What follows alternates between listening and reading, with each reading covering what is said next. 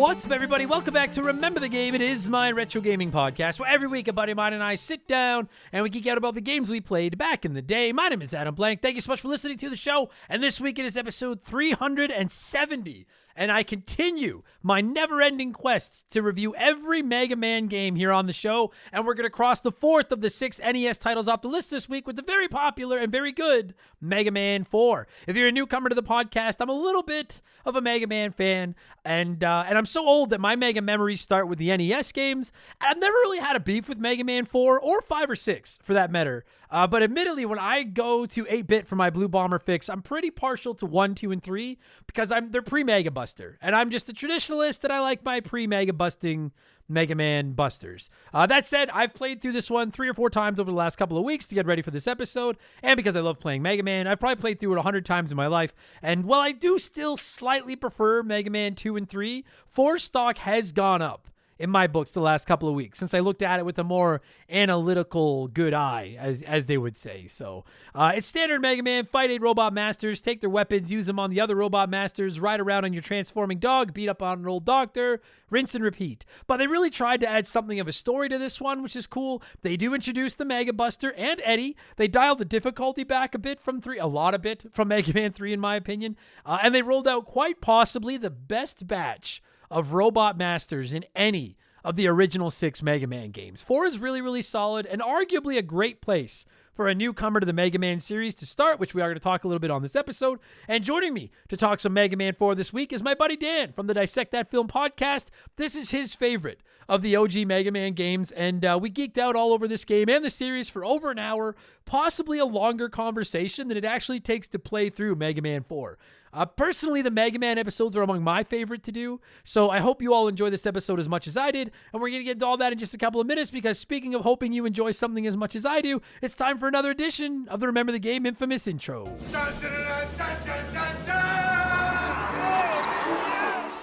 And if you're new to the podcast, welcome aboard and consider this your warning. Our intros are long. They're not that long. They're a little long, but they're fun. We talk video games and stuff, and you don't need to beat 8 killer robots to skip it, because you have the infamous intro's weakness right in the palm of your hand right now, assuming you're holding your phone. Because if you want to skip it, you just slide the little thing to about the 30-minute mark, and you'll be in Mega Man 4 talk, and you don't have to listen to the intro. I recommend listening to the whole thing, though, because this is like your vegetables before you get into the chat. I recommend doing the whole thing. But if you want to skip it, that's what you do. I got to do a couple quick plugs. It's how I keep my bills on. Just bear with me, please. First and foremost, I will be at the Calgary Gaming Collectors Show this May 30th. So I guess it's 2 months away. Holy shit. May 30th at the Acadia Recreation Complex in Calgary. You can find more information about that at calgarygameshow.com. I'm really looking forward to it. And if you're in or around the Calgary area, I hope you come by and say bonjour. Yeah, cheese-eating surrender monkeys. So I'll be there. And, of course, I have to plug my Patreon because it's the lifeblood of the show. It's how I pay my bills, how we keep the bills on around here, as we say. And if you don't know, it's not like you're just giving me money for nothing. We publish up to 4 additional shows most weeks. They don't have any ads in them, and you can start listening for as little as $1, $2, $3 a month. And not only do you get to listen to a bunch of extra podcasts, but you can write into the show, you can vote on the games we cover, you can join our almost 1,500-member Discord, and you get instant access to hundreds and hundreds of archive bonus podcasts. Plus, I do streams Monday through Friday from 11 a.m. to 1 p.m. And the patrons can come by and check those out as well. So it's pretty much the greatest deal in the history of the internet. And on top of all that, you get a shout out. I get to hear me mispronounce your name, like I'm not going to do to any of these people. I think I'm going to nail these ones. A huge thank you to our newest patrons, Juan, TBD, Brian Staub, and Matthew. Oh, I'm going to fuck this up. Matthew, is that Oliviera?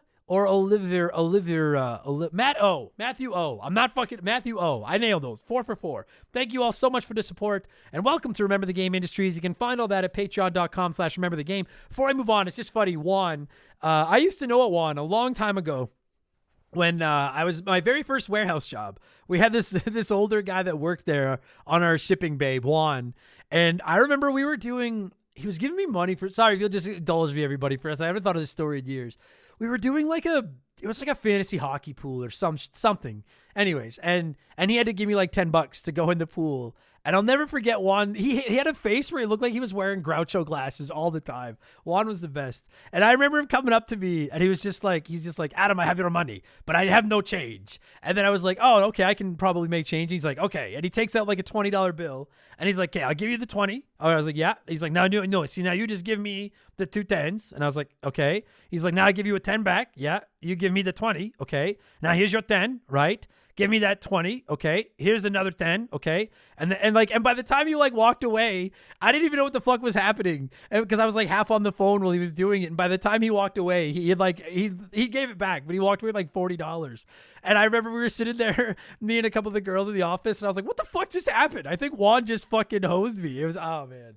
Shout out to Juan. I don't know where the fuck that guy is. I haven't talked to him in 20 years, but he was a gem. I've never met a bad Juan, so shout out to the Juans. Thank you all so much for the support and welcome to Remember the Game Industries, patreon.com/rememberthegame. There's some free episodes over there if you want to see how it works. Again, subscription started just $3 a month. We offer annual subs that you get your 12th month on the house. And not only do you get a bunch of new episodes, but you get all 370 Remember the Games and new ones moving forward, ad-free with timestamps. Greatest deal in the history of the internet. Thank you all so much for the support over there. Very, very grateful. That's enough blowing myself. Let's blow some of you by blowing in some cartridges. It is our opening segment here on the show. I read a few comments and questions from our patrons, usually gaming related, but not always, and we call this segment Blowing in the Cartridge.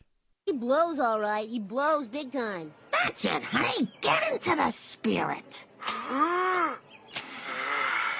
Let's blow. Our first blower this week is Ratchet My Clank, who said, what was your experience during the hot coffee debacle with GTA San Andreas? I know you didn't play the game back then, but that news story was huge, and I think it had a big impact on the broader perspective of video games. My mom knew about it from all the headlines and wouldn't let me get the game because of it.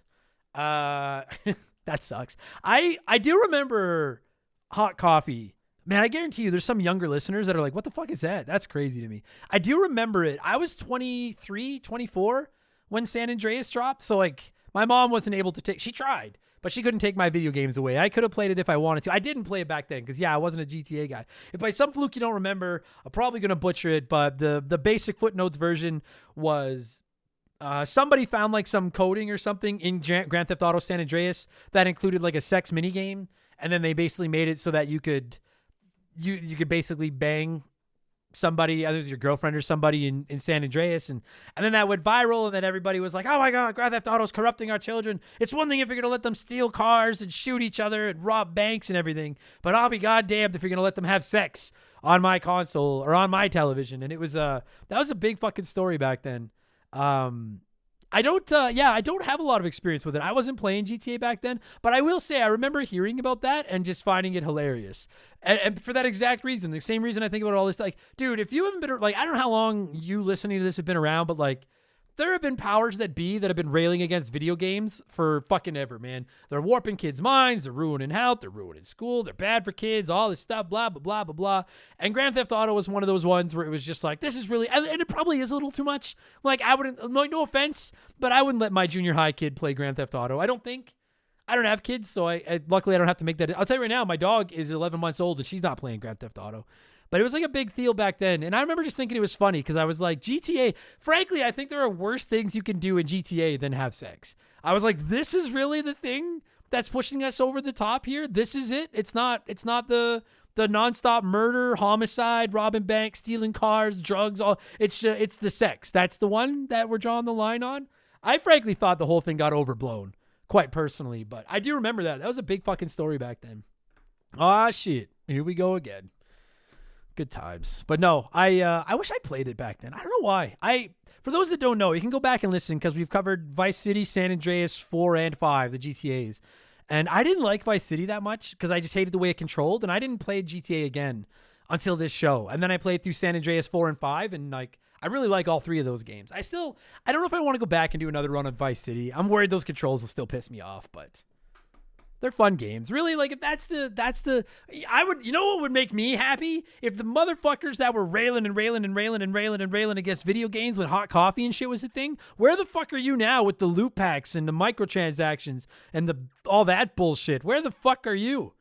Now you finally have a hill to actually die on, but standing up and complaining about buying packs of digital cards isn't going to make you look half as good as standing up and arguing against sex, apparently.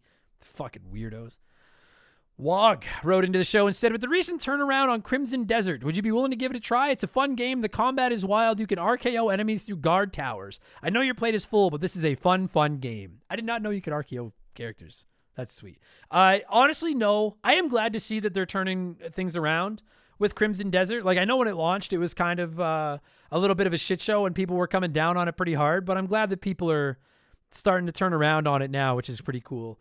I don't think I'm going to play Crimson Desert, not because I think it's a bad game. I think it looks gorgeous. It's too much. And like, dude, when you go to How Long to Beat and they're like the shortest time is 55 hours, no chance in fuck. Like, no offense to Crimson Desert, but no chance in fuck. I never finish really long games. We're going to talk about that in just a second on the next comment, but there's so many long games that I start and don't finish.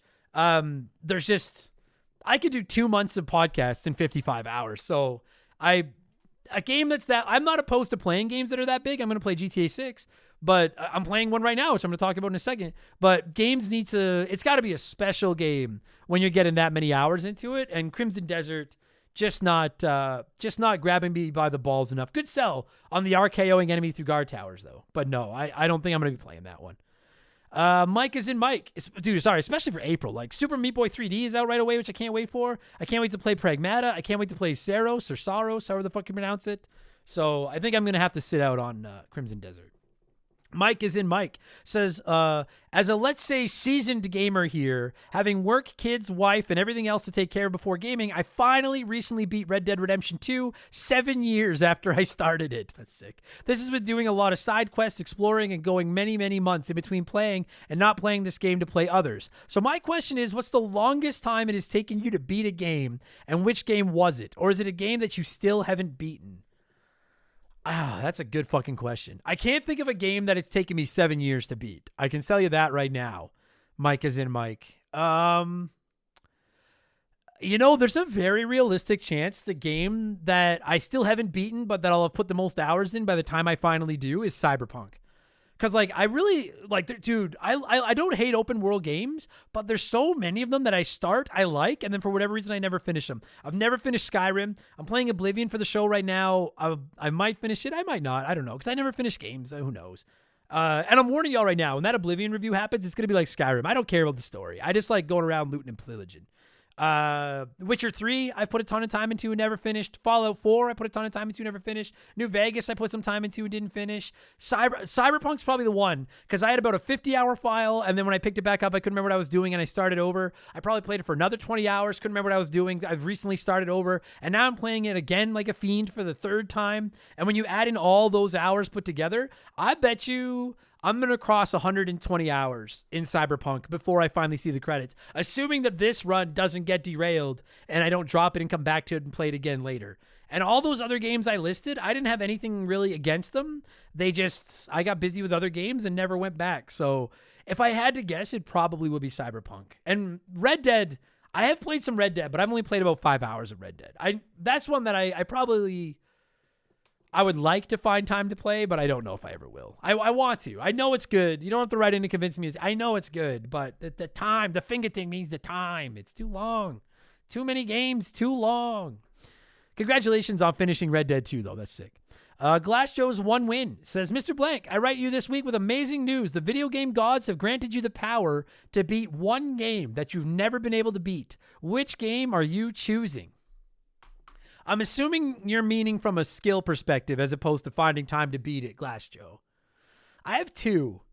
Mike Tyson's Punch-Out, because, well, admittedly, I've never made a super serious effort to get good enough to beat Mike Tyson's Punch-Out. I have been playing that game on and off since I was a lad, and I've never beaten it.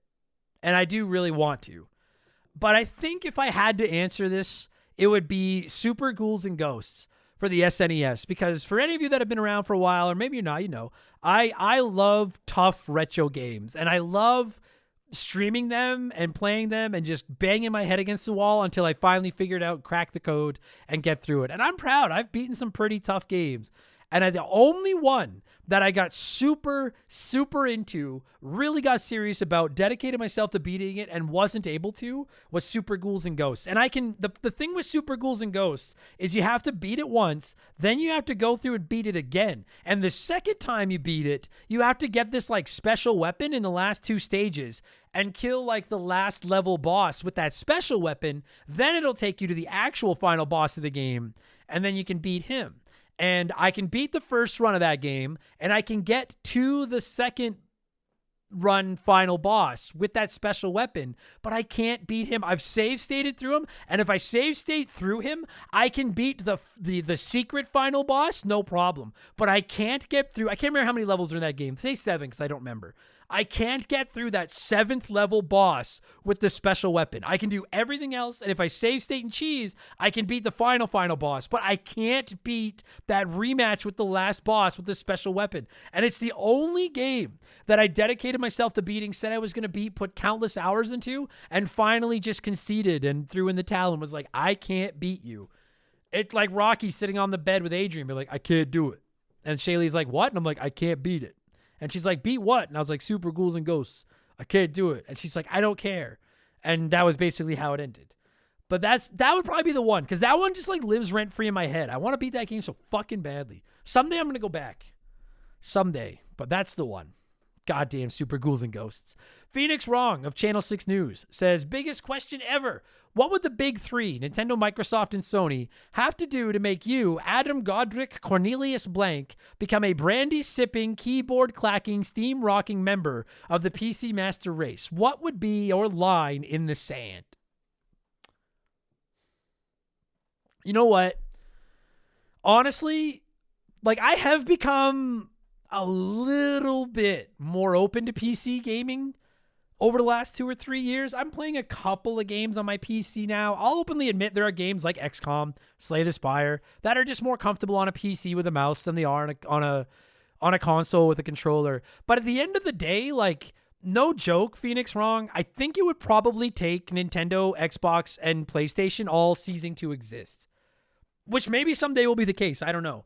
It would probably take console gaming to like go away for me to make the transition over to PC. And it's not like a anti-fanboyism matter of principle. I just won't play on PC because fuck Master Race PC. It's not that. Like, I just don't enjoy that experience as much. I don't like playing sitting at my computer all the time. I don't like using a mouse and I know you can write in and be like, you can put it up to your TV and use a controller. I don't like doing it. I don't want to tinker. I don't understand the RAM, Mega Drive, hardware, disk burning, NetWave, whatever the fuck stuff. Like, I just don't get it, and I don't have any interest. Like, I just want to pick up my controller, turn on my console, and play while I'm sitting on my couch in my basement.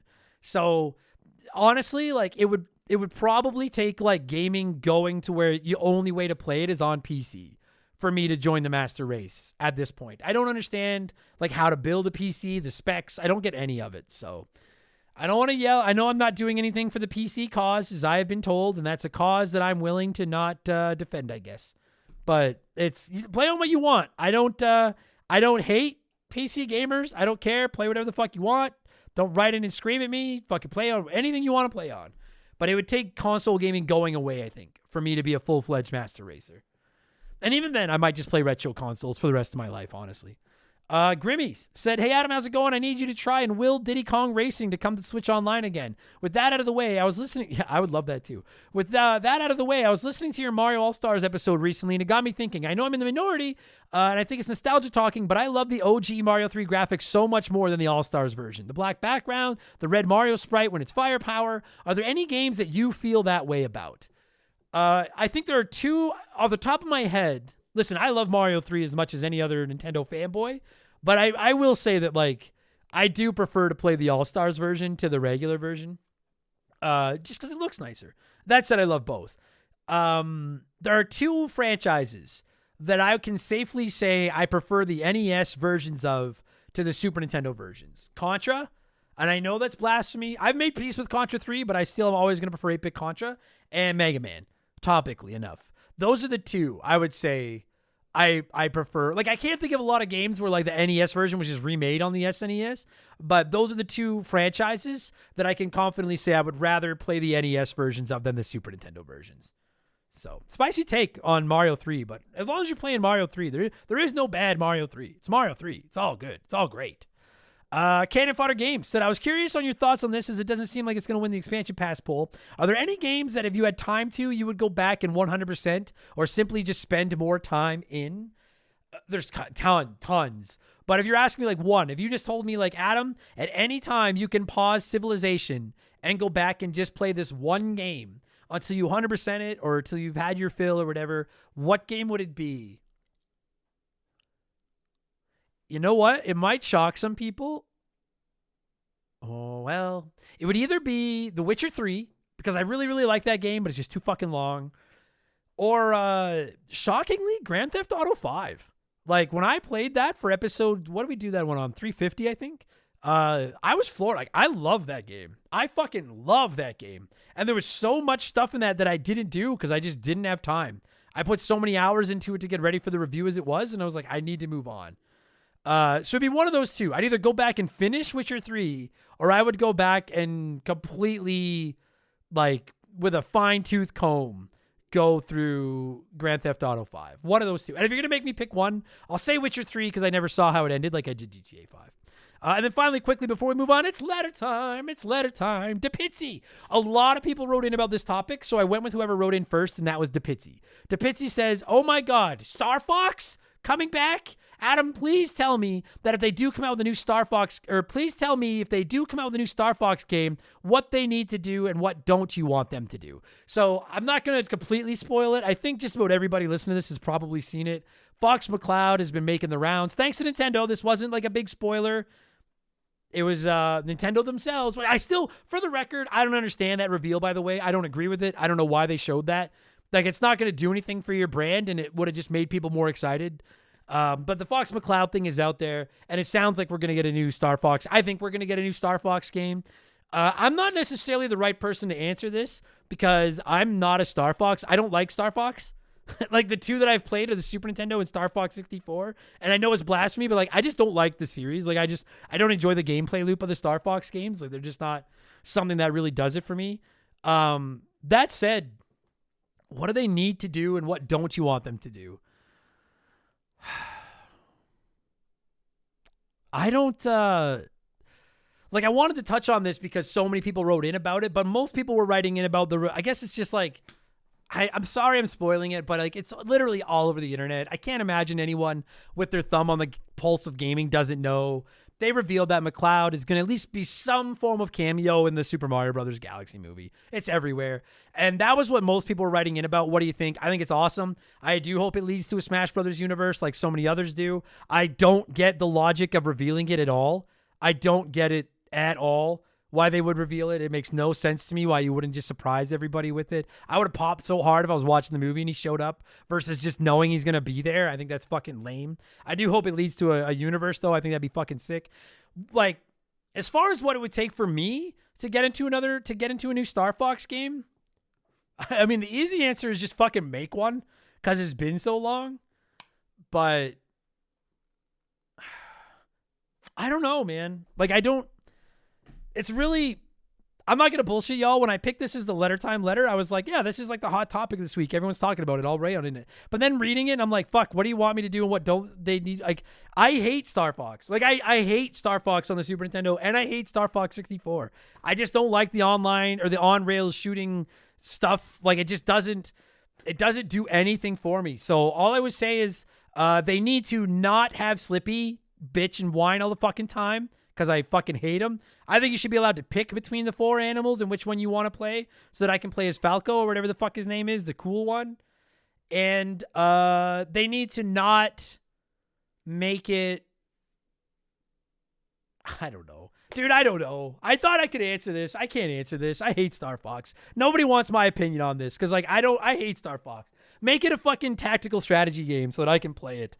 I'm sorry. I know it's a lame answer, but everyone wrote in about it. I fucking hate Star Fox. I have nothing else to say about it. It's my least favorite Nintendo series by a mile. I don't know. Make it not something I hate. And then I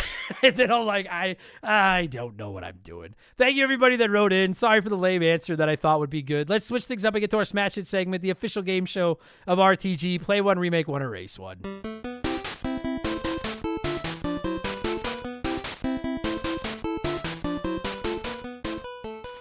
And a huge thank you to Classic Concentration from the NES for unknowingly providing us with the theme music for the show. The rules are simple. Every week I give our patrons 3 retro video games. They can play one as it was released, remake one as a modern game, and the third is erased from time forever. And as always, there are no wrong answers, but there is a right one. I'll tell you what it is in a minute. This week we're talking Mega Man 4, so it was very simple. I just went with Mega Man 5, 6, and 7. And it was pretty split, but 27% of you said you would play Mega Man 5, remake Mega Man 6, and erase Mega Man 7. So let's see what some of you had to say here, and then I'll tell you what the right answer was. Pain 101 said 5 is perfect, and I just want to play it. Remake 7 into 8-bit so it matches 1 through 6, and 6 has to go, I guess. Dang. Now there's no point in my remake option. See, and that blew my mind, because I never even thought of the idea that if you erase 6 and then remake 7, but 6 is gone, then 7 just becomes 6. Finkel is Einhorn. And I never even put that together. So shout out to everyone that wrote in with that logic, because that blew my fucking mind. As did the very unfortunately named Pocahontas, who said 5 is my favorite, so leave it alone. Remake 6 because I like it better than 7, and then erase 7, obviously. Fair enough. If that's your favorite, you're not going to get rid of your favorite. And then the other 2 are a coin flip. I get it. Mega Jim says, the amount of folks in here who've never played Mega Man are hurting my soul. For me, Mega Man 5 was my first, and as much as I love replaying it, I think it could do with a fresh coat of paint. It's got some creative levels and mechanics I'd love to see expanded into a remake. It's also got the most interesting story of the bunch, in my opinion. Mega Man 6 is the most visually beautiful NES Mega Man and is totally fine to stay as it is for a great replay. And I'll erase 7. Truth be told, I never cared much for this one outside of Shade Man stage and the introduction of bass and treble. While I thought Mega Man 7 had a nice graphical update, the sprites feel a little too big and clunky for my tastes. I personally think Mega Man should have stayed on the NES and let Mega Man X own the SNES since X did it best. I actually like Mega Man 7, but I don't really see a lot of flaws in your logic. Like, it's one of those catch-22s, because I defend 7 more than most, while also agreeing that X was the vastly superior game. So, Lishawesome Sauce said, this is easy. I'll play Mega Man 7, because that game still holds up and I love it. I'll remake 6 with the Mega Man 11 polish. I'll just leave out the gear feature. Mega Man 6 is my first in the series growing up, and is forever my number 1 favorite. Seeing it redone would be awesome, and then it would butter my bacon. Jesus, awesome. Get your cholesterol checked if you're putting butter on your bacon. Holy fuck. And then I'll erase Mega Man 5 because I have a bigger attachment to the other 2 and I'm following the bloody rules. And I appreciate you doing that. No double secret probation. Appreciate that. The Boa said, play 5. It's probably my 5th favorite Mega Man of all of them after X3, 2, and X2. So I can't live with it being gone, but it doesn't need a remake. Remake 7. It's fun, but it always felt like something was missing, and I can't put my finger on what. And then erase 6. Also, it's fun, but of the 3, it's the loser. And since 7 is already being remade in this scenario, it can just become 6, with all subsequent games being jumped down by 1 number. Again, all of you that thought of that, I'm ashamed that I didn't think of that. Well said. Subpar Nova says, I love the Blue Bomber, my favorite gaming franchise by a mile. Playing 5 is a no-brainer and underappreciated entry into the mainline series. Remake 6 and give it a facelift in the style of 11, which leaves erasing 7, and honestly, I wouldn't lose sleep with it gone. I'm not upset that that so many of you erased 7, but I am disappointed. 7's a good, I don't know. I got some love for 7. I'm going to go with 15% of you. 15% voted the way I did, as did Baldo Flores, who said play 6 because it's the one I legit can't remember if I ever played. Remake 7 and let you choose all 8 bosses at the beginning. Maybe a couple of anime scenes with good voice acting and enhance the gameplay graphics by making the screen size better. And then I'd erase 5 because 1 has to go and it doesn't have Rush becoming part of your armor, which I always thought looked cool. It did. That mechanic sucked, but it did look cool. I agree. Same order for me, different reasoning. I'm going to play Mega Man 6. Honestly, just because it's of the 6 NES ones, it is far and away the one I've played the least. Like, I have beaten it a few times, and I know how you can, like, wear Rush as your armor and stuff, but I don't know 6 half as good as I do any of the others. So I'm going to play 6. And that does leave Mega Man 7 that, well, I've defended and like it more than seemingly most do, I would prefer to see with 8-bit graphics as well. So I'm going to remake it with 8-bit graphics, like an NES game. And then I'm going to erase Mega Man 5, which, Mega Man 5 seems like a nice game. I got nothing against it. But after today, I am going to make orphans of its children. Shout out to anyone that gets that reference. Really, though, it just comes down to, like, I have no beef with 5, but 6 would be a newer adventure to me than 5, and 7 needs a remake more. So I'm going to drop 5. Thank you, everybody that wrote in to play 1, remake 1, erase 1. As always, I appreciate it. What have I been playing over the last week? And then we're getting into Mega Man 4. I've been playing Mega Man 4 over and over. I'm going to tell you all about it. I've been playing, I don't know how to pronounce it. Ristar. I'm going Ristar, R-I-Star. The Sega Genesis platformer, that's going to be next week's episode. I have a lot to say about that one, but I don't want to spoil any thoughts. So you'll have to come back in a week for that episode. I've been playing WWE SmackDown 2, Know Your Role, which I haven't played since high school. That's been a fucking trip. That's going to be our episode in 2 weeks, the WrestleMania week. So I'll tell you more about that one in a couple of weeks. I've been playing Secret of Evermore on my SNES, which won the 2026 Pre-March Madness Patreon Poll Tournament Extravaganza. We'll be reviewing that one in a few weeks as well. It's a cool RPG. It's a cool Super Nintendo RPG, and it's you and your dog. And everyone knows I'm a lover of dogs. And then I've been playing Slay the Spire 2 and Cyberpunk in my spare time. And this is going to be the run. I'm telling y'all, this is the one. I'm going to finish Cyberpunk this time. It's fucking going to happen. This is going to be the run, damn it. That's it. That's what I've been playing, okay? Here's what's going to happen. I need a drink of water. We're going to take a quick pause. I'm going to play a retro game ad. Let a sponsor in here. They'll peddle their wares. And when we get back, it is all about Mega Man 4, okay? Remember, the game will return after these messages. Mega action. Mega adventure. Mega excitement. Mega Man comes to Sega Genesis for the first time in Mega Man, The Wily Wars. This much-anticipated Genesis incarnation of Mega Man, based on the best-selling titles for the Nintendo Entertainment System, features robots from Mega Man's first 3 encounters with the villainous Dr. Wily. With dozens of worlds to explore and nasty bosses to vanquish, tons of exciting new weapons, and the big new addition of Rush the Robo-Dog. Mega Man, The Wily Wars.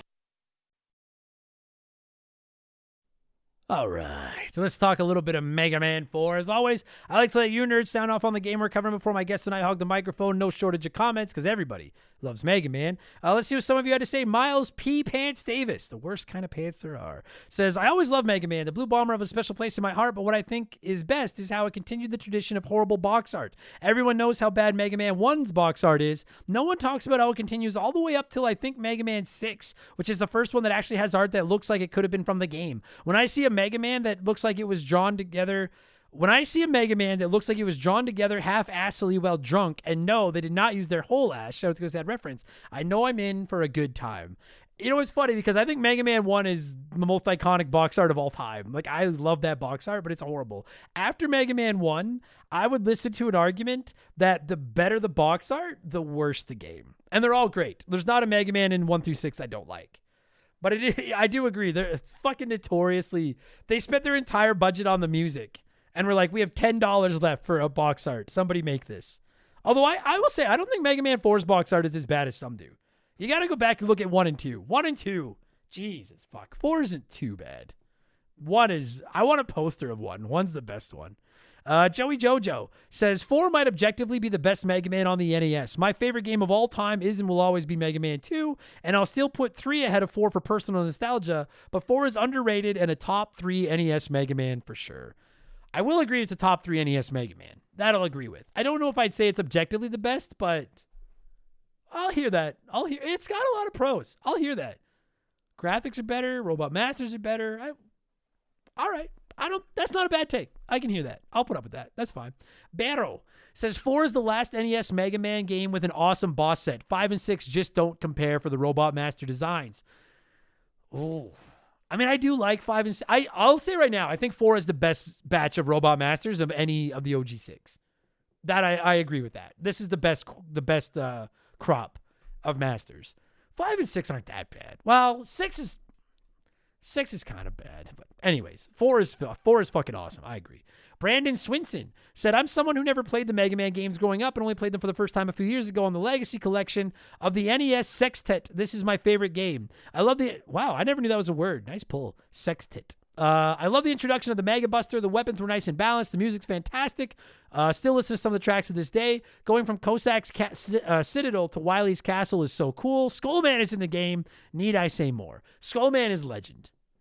What you're about to hear, there's going to be a whole lot of smoke going up that bony ass, man. Skullman is a legend. I agree. Me fail English, that's impossible. Says, this is the first Mega Man game I ever beat and made me fall in love with the Blue Bomber. Dustman music for the win. By the way, you know what? I was torn on the music to use between Pharaoh Man, Skullman, and Dustman. Because I like to use the intro track whenever possible at the beginning. I'm sorry, I did drop Dustman, but I do want to honorable mention it. I had to pick 2, and I personally like Pharaoh and Skull a little more, but Dustman's music is very, very good.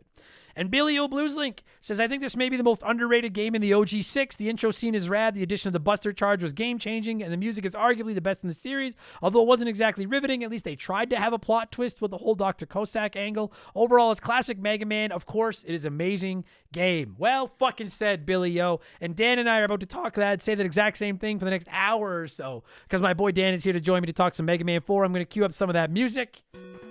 And when it stops, Dan and I are going to take you back to January of 1992 and talk Mega Man 4 for the NES. I love Mega Man. Enjoy the episode, everybody. Let's go.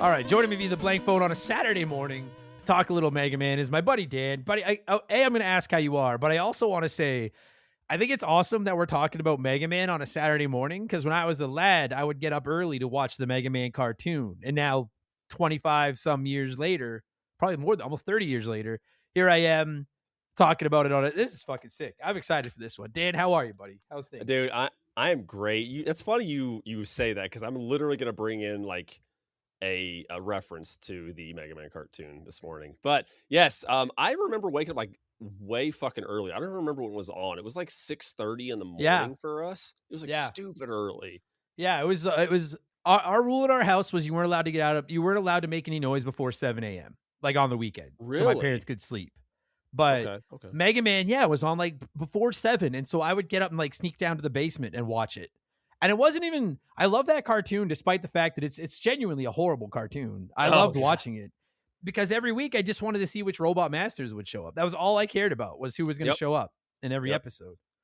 I didn't watch enough of it. Like I remember waking up to watch it and like, I'm going to watch this. And I probably only seen like 5 episodes of it because like I'd forget or I'd oversleep. Yeah. Oh, yeah. There was a lot of mornings where I was like, I'm not getting up to watch this. But once in a while, you know what's crazy? So I found a few months ago, there's a YouTube channel. Hopefully it's still up, that has like every episode, because there's only like 3 seasons or something. Yeah. Right. Did you know in the last season, there's like at least one episode where they cross paths with X? Yep. That's it. I watched that. I was like, what the fuck is this? Like, this is insanity. This is reality. My world. The worlds are colliding. But and I hate that like X is so big and Mega Man just this like little runt, and X is just this fucking boss of all bosses. Swole as shit. I used to love that cartoon. And I also love this game. And like everyone knows, I want to cover every Mega Man game on the show at some point. And so we're working through the old roster. And Dan has kind of become what's the term in the movie biz? Typecast as the Mega Man guest. Yep. Which worse things to be typecast as than the Mega Man guest. But when I reached out to you about this one, I knew that I knew you would get a little bit of extra kick in your step, because now, correct me if I'm wrong, this is your Mega Man, right? Correct. Yes, this is my favorite Mega Man game for several reasons, which we'll get into as the show unfolds. But I do have an interesting story for this game. I have like a childhood memory. I remember renting it several times from our local video store, Silver Screen Video, good old B-Town, Nebraska, which I don't live there Silver anymore. Screen. Yep, Silver Screen's dope, independent, great stuff. But I remember renting it quite a few times. But there was one time I remember going to my grandfather's house. He was 23 miles away, and we're in a very rural part of the country. We're dead center in the States, very low population density. And it snowed pretty good. And I remember going with my mom, like I rented the game, and we're like, we're going to go to Grandpa's house. And it's highway for most of the way. And then the last 5 miles is gravel. And our gravel is like pebble gravel. It's not white rock. So it's just like river stone pebbles, right? Because Nebraska used to be an inland sea. But anyway, and we were just driving, and the road was really snowy and icy. And I just remember just at one point, my mom just slid into the fucking ditch, like a substantial ditch. And then like my dad eventually rolled up, pulled us out, got us back over. It was cold as fuck. Like, obviously, it was snowing. We got over there, and I remember going to my cousins were out there with their Nintendo, and I had my game. Like, what'd you get? What'd you rent? And I was like, Mega Man 4. And he's like, why'd you rent that again? I was like, because I like it. Fuck you. All right. I think every kid that grew up in the video game rental era had a game they rented over and over again. Yes. Everybody. Yes, like, 100%. Yeah, 100%. This wasn't like one of those, but it was reoccurring. We did rent Mega Man games quite frequently. I wouldn't say this was 4, I remember the most for me, but it was like 2, 3, and 4 quite a bit, and 5. I was thinking about that today because like I used to rent a lot of Mega Man as well. I've never owned a Mega Man game growing up. The only one I ever got was Mega Man 5 on the Game Boy right near the end. But Yeah, other than I had that, 6. yeah, 6 on the NES at the very end of its life cycle. yeah. Oh fuck. 6 was like a foreign being to me for years. I never played 6. Yep. But I don't ever remember like having a favorite. I was just excited to rent a Mega Man. Like it was just like whatever one was on the shelf, that's the one I was taking home. I didn't care. I was never beating them as a kid. There's no way. Like in a weekend, you weren't beating a Mega Man game. Like those are hard. You'd be happy to get a Robot Master or 2 down at that point. That was the best fucking thing in the world. When you finally, even dude, I'll tell you right now. Like I haven't played 4 in a while, and I wanted to ask you this. I can't remember if I asked you this the last time we were on the show. Do you remember the Robot Masters from? Because like I remember 1, I remember 2, 3, and 4 now. Like I know them right now, but if you give me 6 months and I haven't played them, I'd have to like go back to the start and figure them out again. What, the boss order? Yeah. Like I'm not smart enough to memorize all of them. Well, yeah. I mean, like I knew these ones. Of course, I knew 1, 2, most of 3. Sorry, my phone's fucking making noise. 1, 2, most of 3, because 3 has those goofy ones where like they have multiple weaknesses and it can like you can fuck up the order really bad. Not even like 2, because 2, some like not counting the fucking Metal Blade. Some of the characters had multiple weaknesses, the bosses, but like 3 always fucking pooches the order. But this one I remember, yeah. Okay, because I didn't, and I fired it up, and my favorite thing about any Mega Man game when I don't know the boss order is finally beating that first one. You know, because it's like just like you'll pick the wrong one. I gotta be honest, bro. When I fired it up, I hadn't played it in years, and I always I'm like, which one looks like the biggest pussy? And I was like, and I don't know. I was like, Ring Man. I was like, he seems like the modern top man. I don't fear him. And I'll tell you right now, to this moment, I think Ring Man is the boss of the 8 that give me the most trouble in this game. Ring Man massacred me. I just think of you dropping into Ring Man stage and like, all I see is a horrible rainbow. Yeah. And he beat the shit out of me. So then I started working through.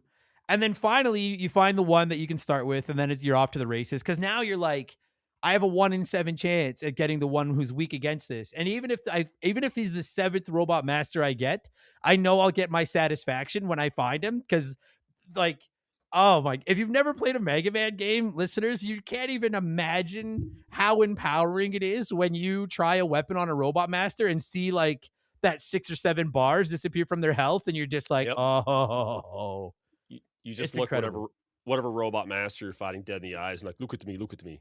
I'm the captain now. That's exactly what it is. You're like, I don't fucking sweat you.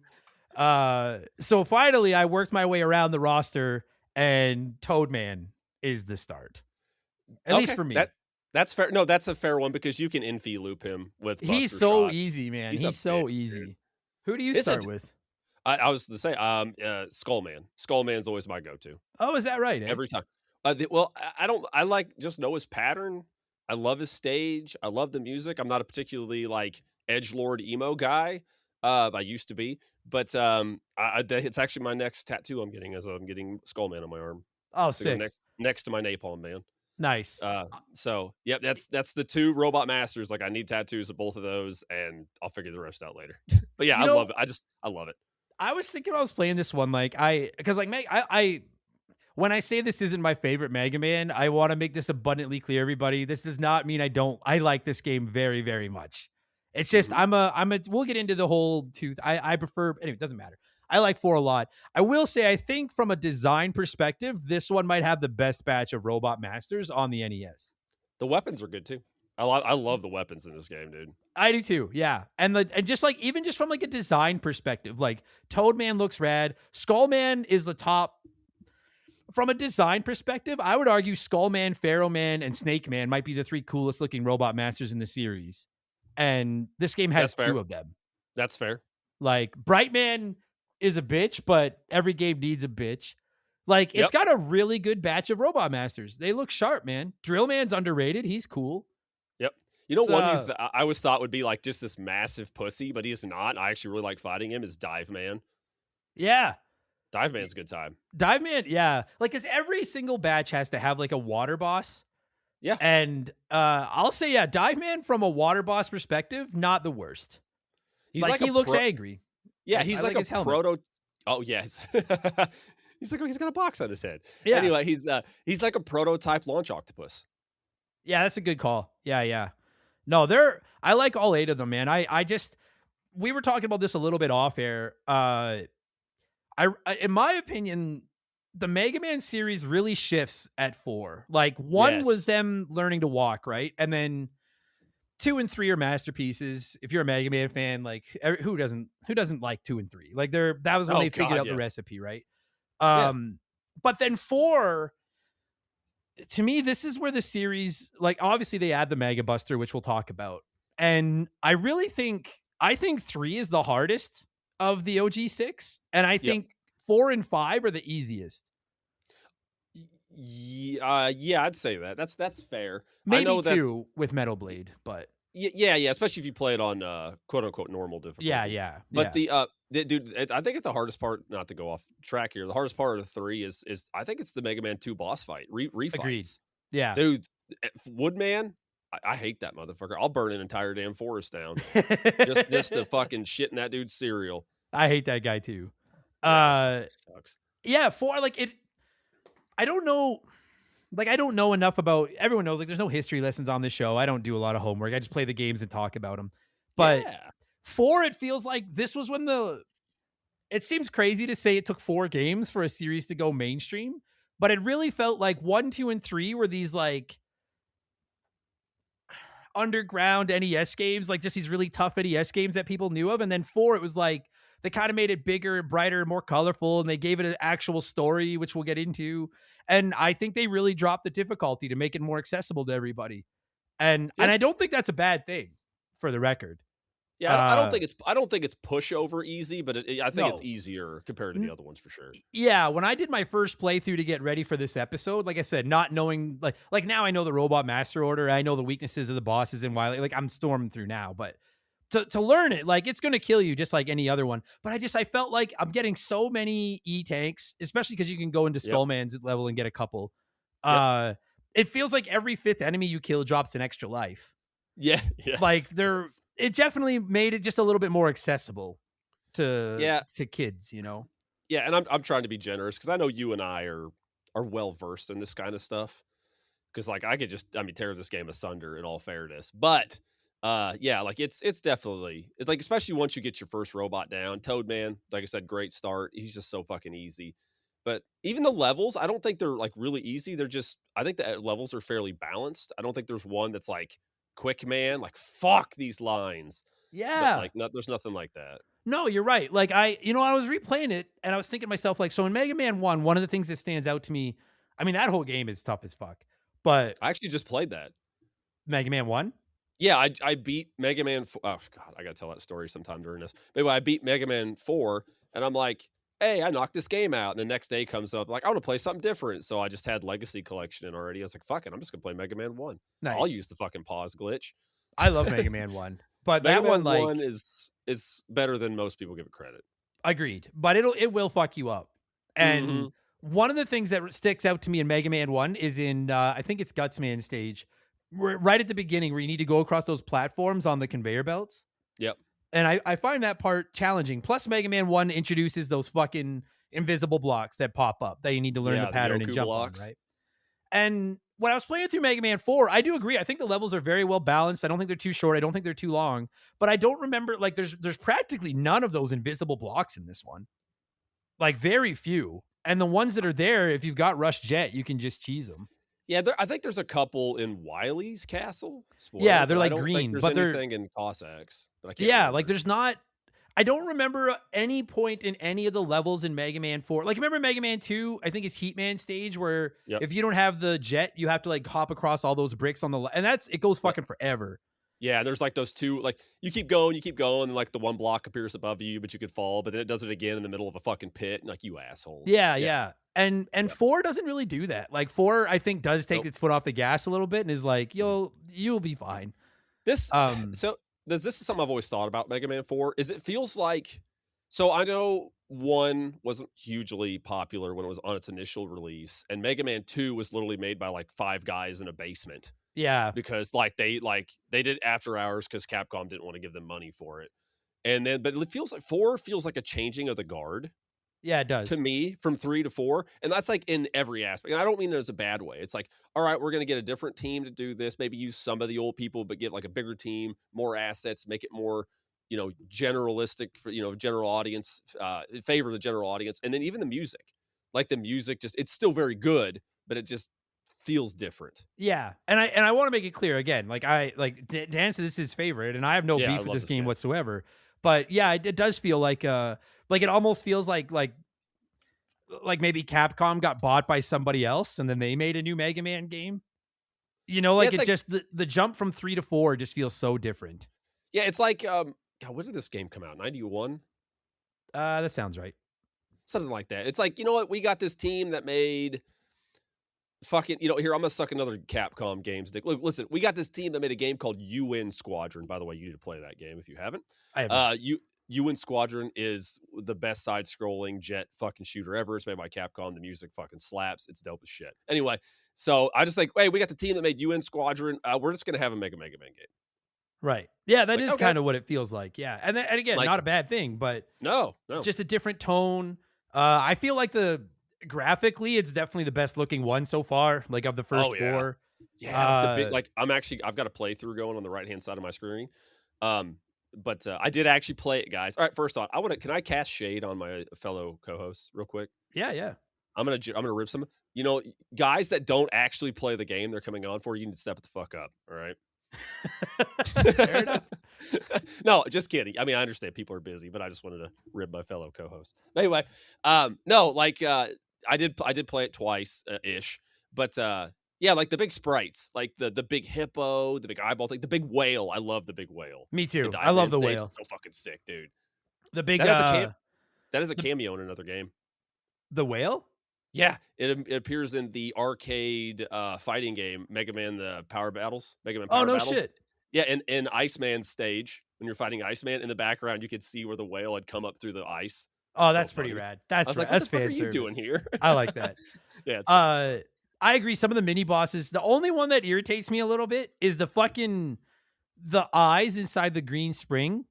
Yeah, Or the green rings. Like, if you get the timing down, it's fine. But once in a while, that fucker goes on a run where he just does his quick little blasts where he's not even going to hit you. But it's almost like you have like a 1 frame opening to hit him.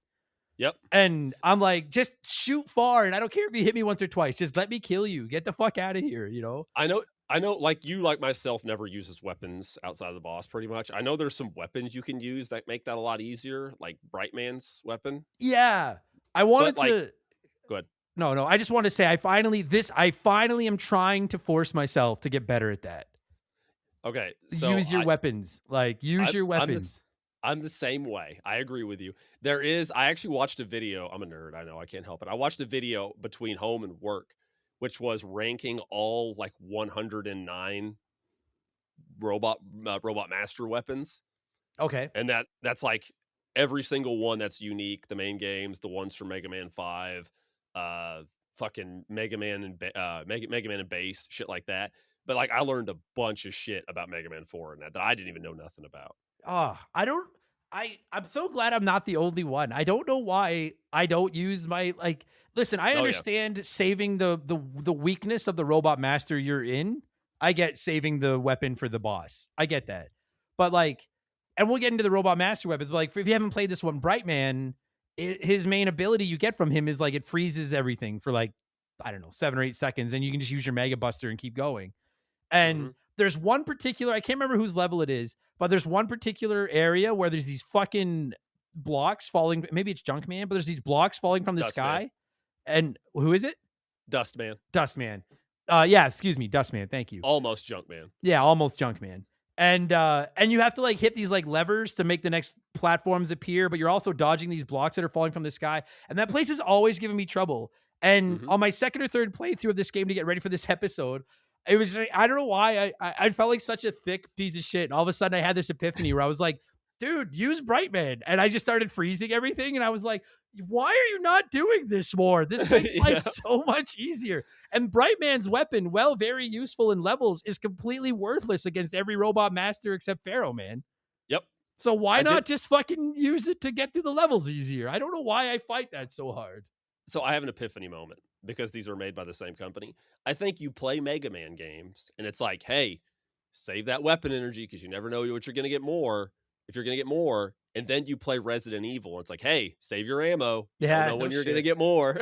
I'm like that with RPGs too, though. Like I think Captain Enra and I were talking about it last week, and I was like, I have finished so many Final Fantasy games with like a dozen elixirs in my item bag, and I'm like, you're literally on the final boss of the game, and I'm like, there could be another phase. I can't use them yet. And it's like you don't know.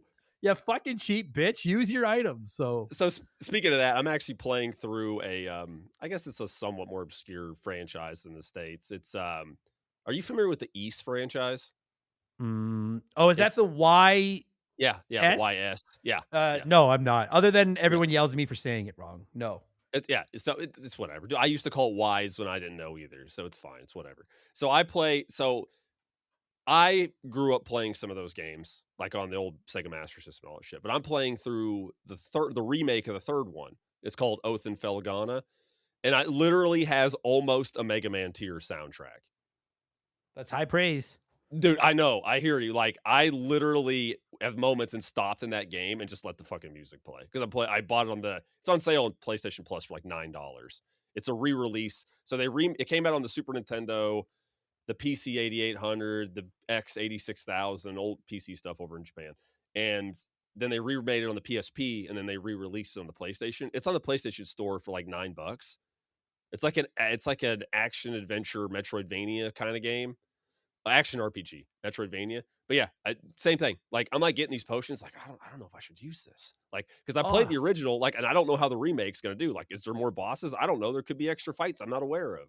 Yeah, I don't know why. I don't know why I'm like that. Like, it's just, I do it all the fucking. So I'm trying to, and especially in Mega Man, if it's not the Robot Master's weakness, then you don't need it that level, and it's going to fill up at the end of the level. So why not use it? And B, particularly Mega Man 4 and 5 is like, hey, here's some, like, every enemy you kill drops something.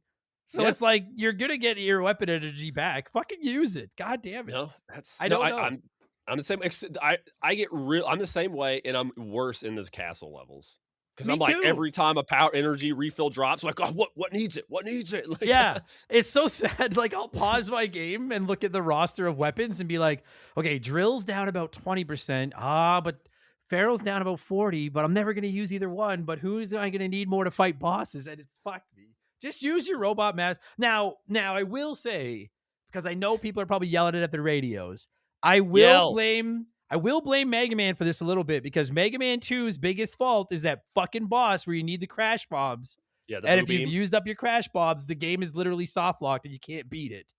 Yep. Hey, listen, my kids, literally, like, I'm like sweating like, not really, but I'm playing the castle and Mega Man, like, and there's those stages where you have to use Rush Jet. And I'm like sitting there like, oh God, weapon energy. So I pause it. My kids are coming up, Daddy, I need to eat. I was like, not now, damn it. Didn't you eat yesterday? And like, I'm like trying to save the world here. Fuck. Like slapping my kids. Get the fuck out of here. No, anyway. No, yeah. And I agree. Luckily, I don't think they've done that since 2. No, because 2 literally soft locked you out. I can't think of anything.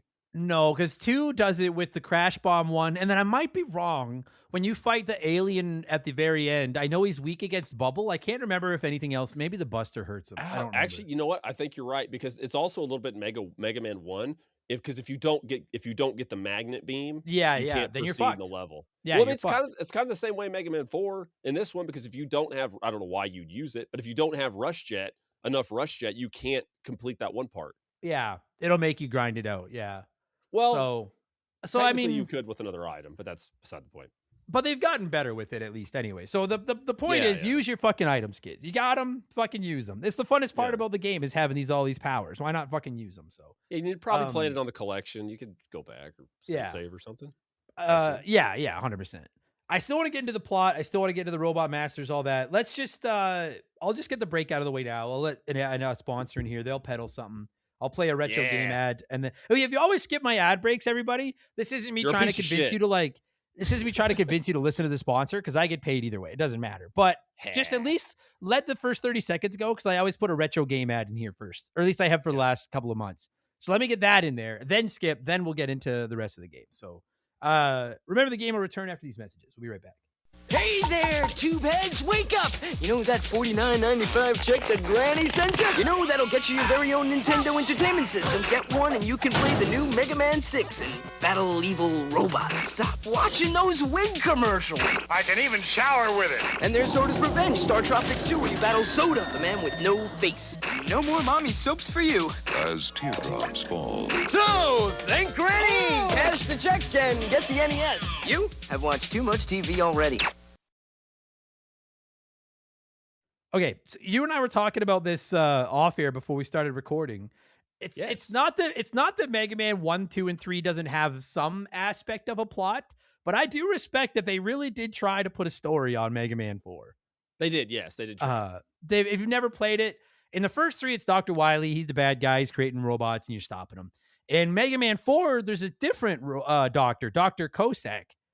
And he shows up with a bunch of robots. And so then once again, so when I say they attempted to make a story, it's because other than the fact that it's Dr. Kozak instead of Dr. Wily, the first 3/4 of the game is exactly the same. Yeah, pretty much. Just instead of a big Dr. W logo, it's a Dr. C, and it's just an evil guy with 8 robots, and you go kill them and get their powers. But once you kill all 8 of those robots, then you go into Kossak's level, and then you work your way through his level. Then once you are about to beat him, it's the only time I think Proto Man really shows up. Yes. And he brings Kossak's daughter in, and she basically explains that like Dr. Wily was using him to like do the work for him. So then you still get to go and fight Dr. Wily at the end. And so I love that they were like, okay, we need a plot this time. What's the plot? And they're like, what if it's Dr. Wily again, but we just put somebody else in before him? Brilliant. Let's do it. Like, so I like how they're like, what about Proto Man? I just have him show up somewhere at the end. Yeah. Okay. And I will say, I have zero issue with that. It's like, I'm a big Mario fan. I don't need a story in my Mario games, and like Mega Man games. I don't need a story. Just let me go kill Wily again. Like, that's the funnest part. I think well, obviously we did have a story in the first 3, but I think it's like the instruction manual story. Like, we didn't have that cool opening like we got in this now. Yeah. It's like you get that little cutscene where, you get the Mega Buster because blah, blah, blah, blah. And then, Yeah, this one's got good cutscene. And then also at the end of when you fight Dr. Cossack and you beat him, when you get his health down to like 1, that's when Proto Man warps in with his daughter and explains everything. And I'm like, dude, cutscenes? What is this? Let's go. I like exactly. I respect that they tried. I'm surprised that if this game was made same style 20 years later, about 20 years later, QuickTime event. Oh yeah, 100%, 100%. So I like that. And then other than like a plot, I think most would agree that by far the biggest change from 3 to 4 is the Mega Buster. Yes. If you've never played Mega Man, in the first 3 games, Mega Man just shoots those little lemon pellets. In Mega Man 4, he's got the ability to charge up his Buster and let the fucking ridiculously overpowered or like oversized massive energy blast out of his arm that's bigger than he is. Well, I will say this is a weird like aesthetic thing for me. Like Mega Man 5 had like the really big wide one, but I always kind of like the long narrow one. That's like in this one. I do too. I mean, maybe that's just like, no, I'm not going to say it. Never mind. I was going to make a comment like, nah. I was going to make a dick joke comment here, but I was like, nah, I'm good. I do like the design of it in this one, but and this is my big sticking point. And again, not that I don't like this game. I like it a lot, but I prefer, and I think there's 2 classes. Either you prefer Mega Man with just the pea shooter, or you like the Mega Buster. Your team Mega Buster, I guess. I am, but actually what I've done is the more I play these games, these later ones with the Mega Buster, I actually use the Mega Buster less. So like when I'm fighting the whale, for instance, because again I have this playing and he's on Dive Man stage, I literally will just spam Mega Bust the lemons because it's faster. Right. And that's the thing is like in a boss fight, I very rarely use other than like Mega Man 101 is you have a charged up bust as soon as you go through that door so that as soon as his health fills up, you let it go, right? Yeah, you bust on him hard. Other than that, though, I agree with you. Against the regular enemies, I use nothing but Mega Buster. Against anything like a boss, I don't use it because it takes too long to charge. Yeah, there's like just those oddball enemies. I think it's just the skeletons are the only enemies that can't be hit, can't be killed without the Mega Buster. Yeah, those ones that collapse and then stand back up. Yeah. But it's hard to like. It's really not a criticism. It's just a preference thing. When you're going, I feel like especially 4 and 5, especially 5, but 4 and 5, I feel like the levels are almost kind of designed around having it charged between enemies. I agree. Like they're expecting you to like when you play Mario, you hold run all the time. Yep. So you do bigger jumps and stuff. And when you play Mega Man 4 and 5, you always have the Buster button held down so that when it doesn't matter what kind of enemy's coming up next, you're going to have a Mega Bust like shot ready to go. Yeah. And again, I don't think it breaks the game. I don't think it ruins the game. It's just I don't know. There's something about 1, 2, and 3 and just mashing that attack button as I'm running that I prefer. So no, that's what I've more shifted to. Like I get it because when I was a kid, I would just force it. Like I'm just gonna buster everybody. Yeah, I just like the concept of like powering up essentially or charging your power and just unleashing this massive attack. But yeah, I don't do it as much anymore. Like even in like Halo, you remember the little shitty ass plasma pistol? Yeah. More often than not, I would just fan the trigger. Yeah, no, for sure. So like that's really my not gripe, but that is why I prefer OG to this one. Is like 2 and 3 particularly to 4 is I just prefer it without the Mega Buster. But I do think they did a pretty good job of like I really feel like 5 relies more on it than 4 does. That's fair. Like when you play through 5, it's like you better be good at fucking using that Mega Buster. Yeah, because I think the Mega Buster was a bit stronger in 4 than it was 5. Yeah. I think it does like 3 or 4 damage per hit, depending on what boss, and I think it only does like 2 or 3 in 5.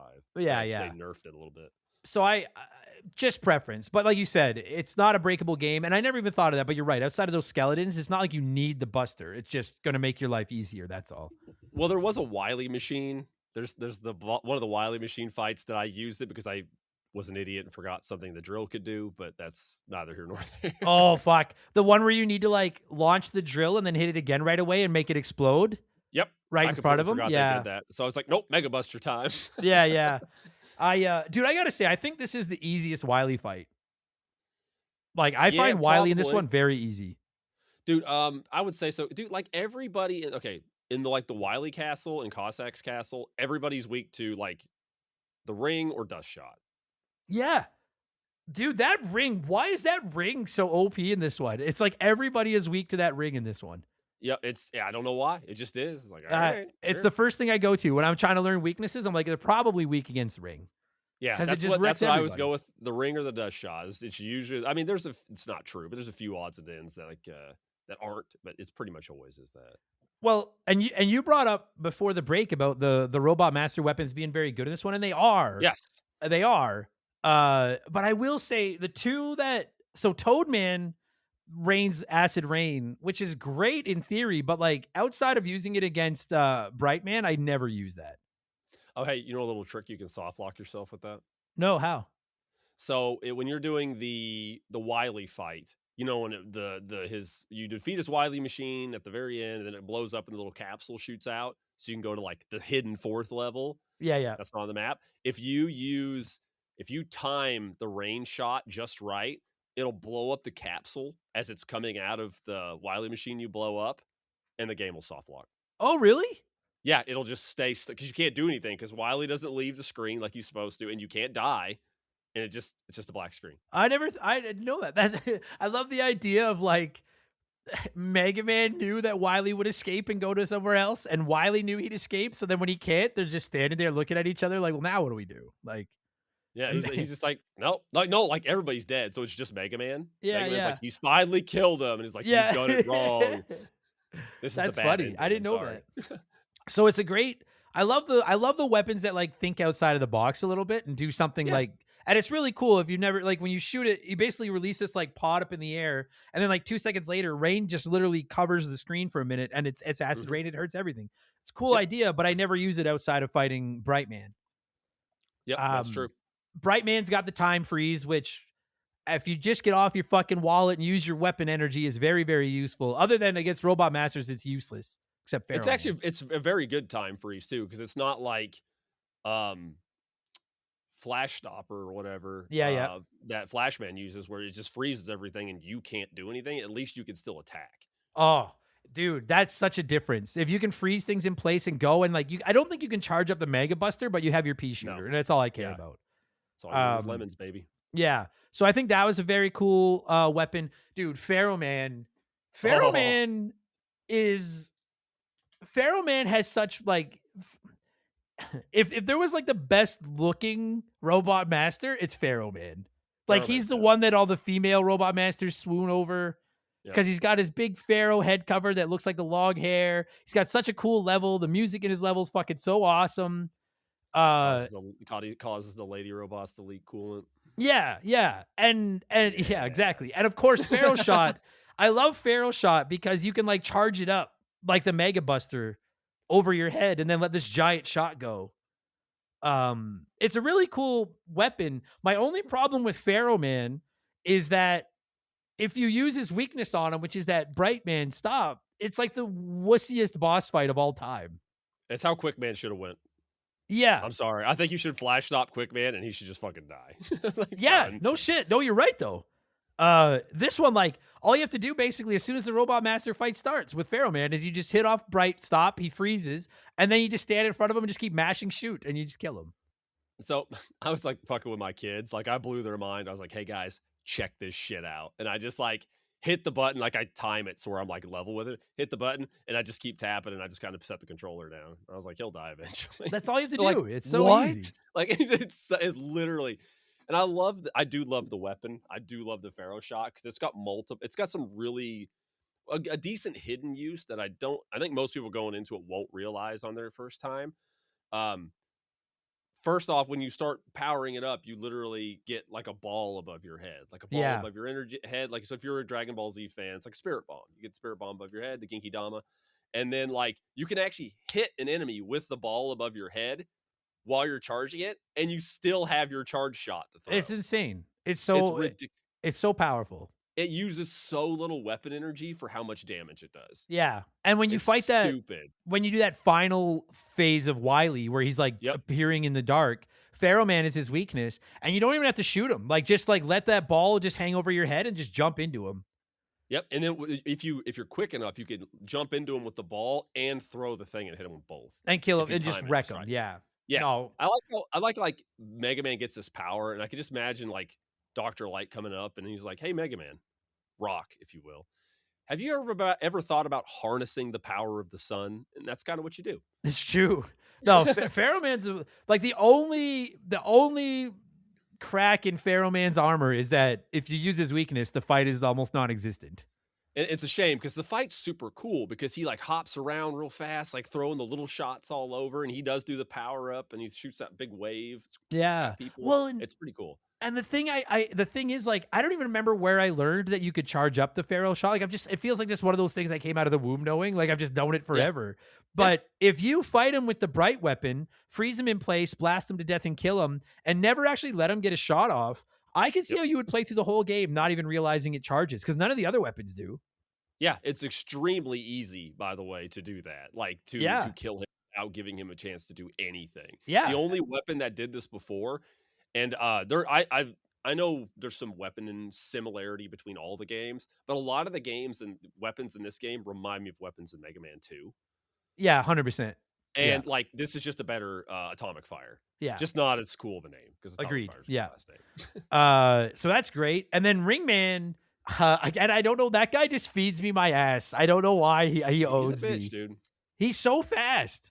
Fucking drives me insane. He does a lot of damage too when you hit him. Like you run into him. Well, and he throws those fucking rings, and then he'll jump up in the air, throw a ring, and you're thinking like, I'm fine, it's over my head. But then it comes back down at like a 20-degree angle back to him, and it's so easy to catch you with it.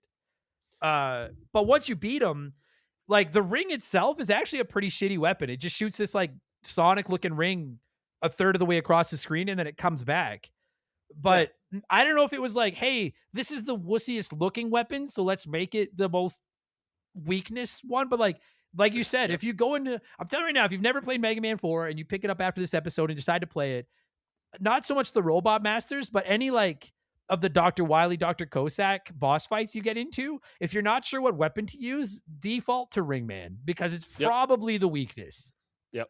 Like he fucking ruins everything. Like it's crazy.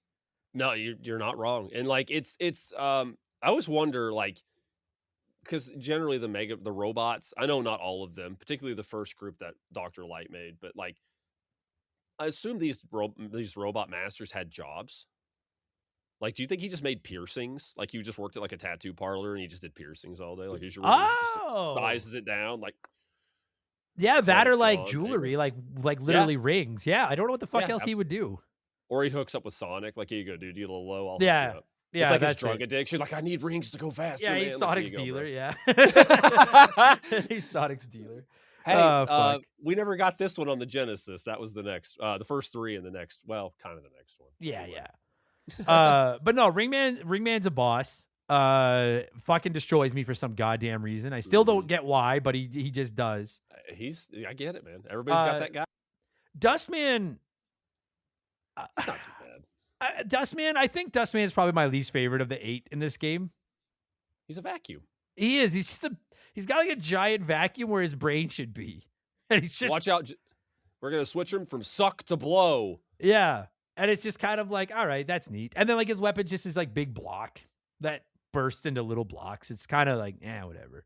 Yeah, the dodging is kind of fun on that. If you time it, if it blows up right below you, it misses you because they go at the pieces go at 45-degree angles. Yeah. Every direction. Yeah, but yeah, he's not particularly tough. No, I find his weapon to be the least memorable of the 8 in this one. Other than like you said, it's strong against a couple of things, but other than that, like I don't really, whatever. It's another one of those weapons it's like Ringman's. It's like you'd assume it'd be literal garbage because it is. But it works fairly well on some of the bosses. Yeah, for sure. And then we've already talked about Skullman and how badass he is. What an insanely cool looking robot master. And then every Mega Man game has to have a robot master whose weapon is a shield. It just feels like isn't very good. What's that? The shield he gives isn't very good. No, it's not. It looks cool. You have these shields floating around you, but it's like very metal. It can't touch like Woodman's shield. No, because you can at least toss that. Yeah. This one, like, dude, and like, so when you beat Skullman, then you go, I always, because Dive Man is weak against Skullman's shields. And once in a while, I'll run into an issue because Dive Man's got the homing missiles, which are always handy. But when I go to fight him, when one homing missile hits you, it kills your shield. Yep. Right. And I've run into issues where like I'll run out of energy fighting him because every time I go to hit him with my shield, he happens to let a missile off. Yep. And fuck. I get it. Yeah, because like you almost gotta like I've like usually I'll stand in the starting position and let him come at me. So I'll pop a shield, he'll run into me, I'll jump on the way down, I'll pop another shield. Then I'll move a little bit, and then I'll go to hit him with another one, and he usually tosses a missile at that point. But I try to just get ready for a double tap. So I can just like boom, blink the missile, boom, hit him again. Yeah, it does eat through your energy for sure. Yeah, it does. Really quick.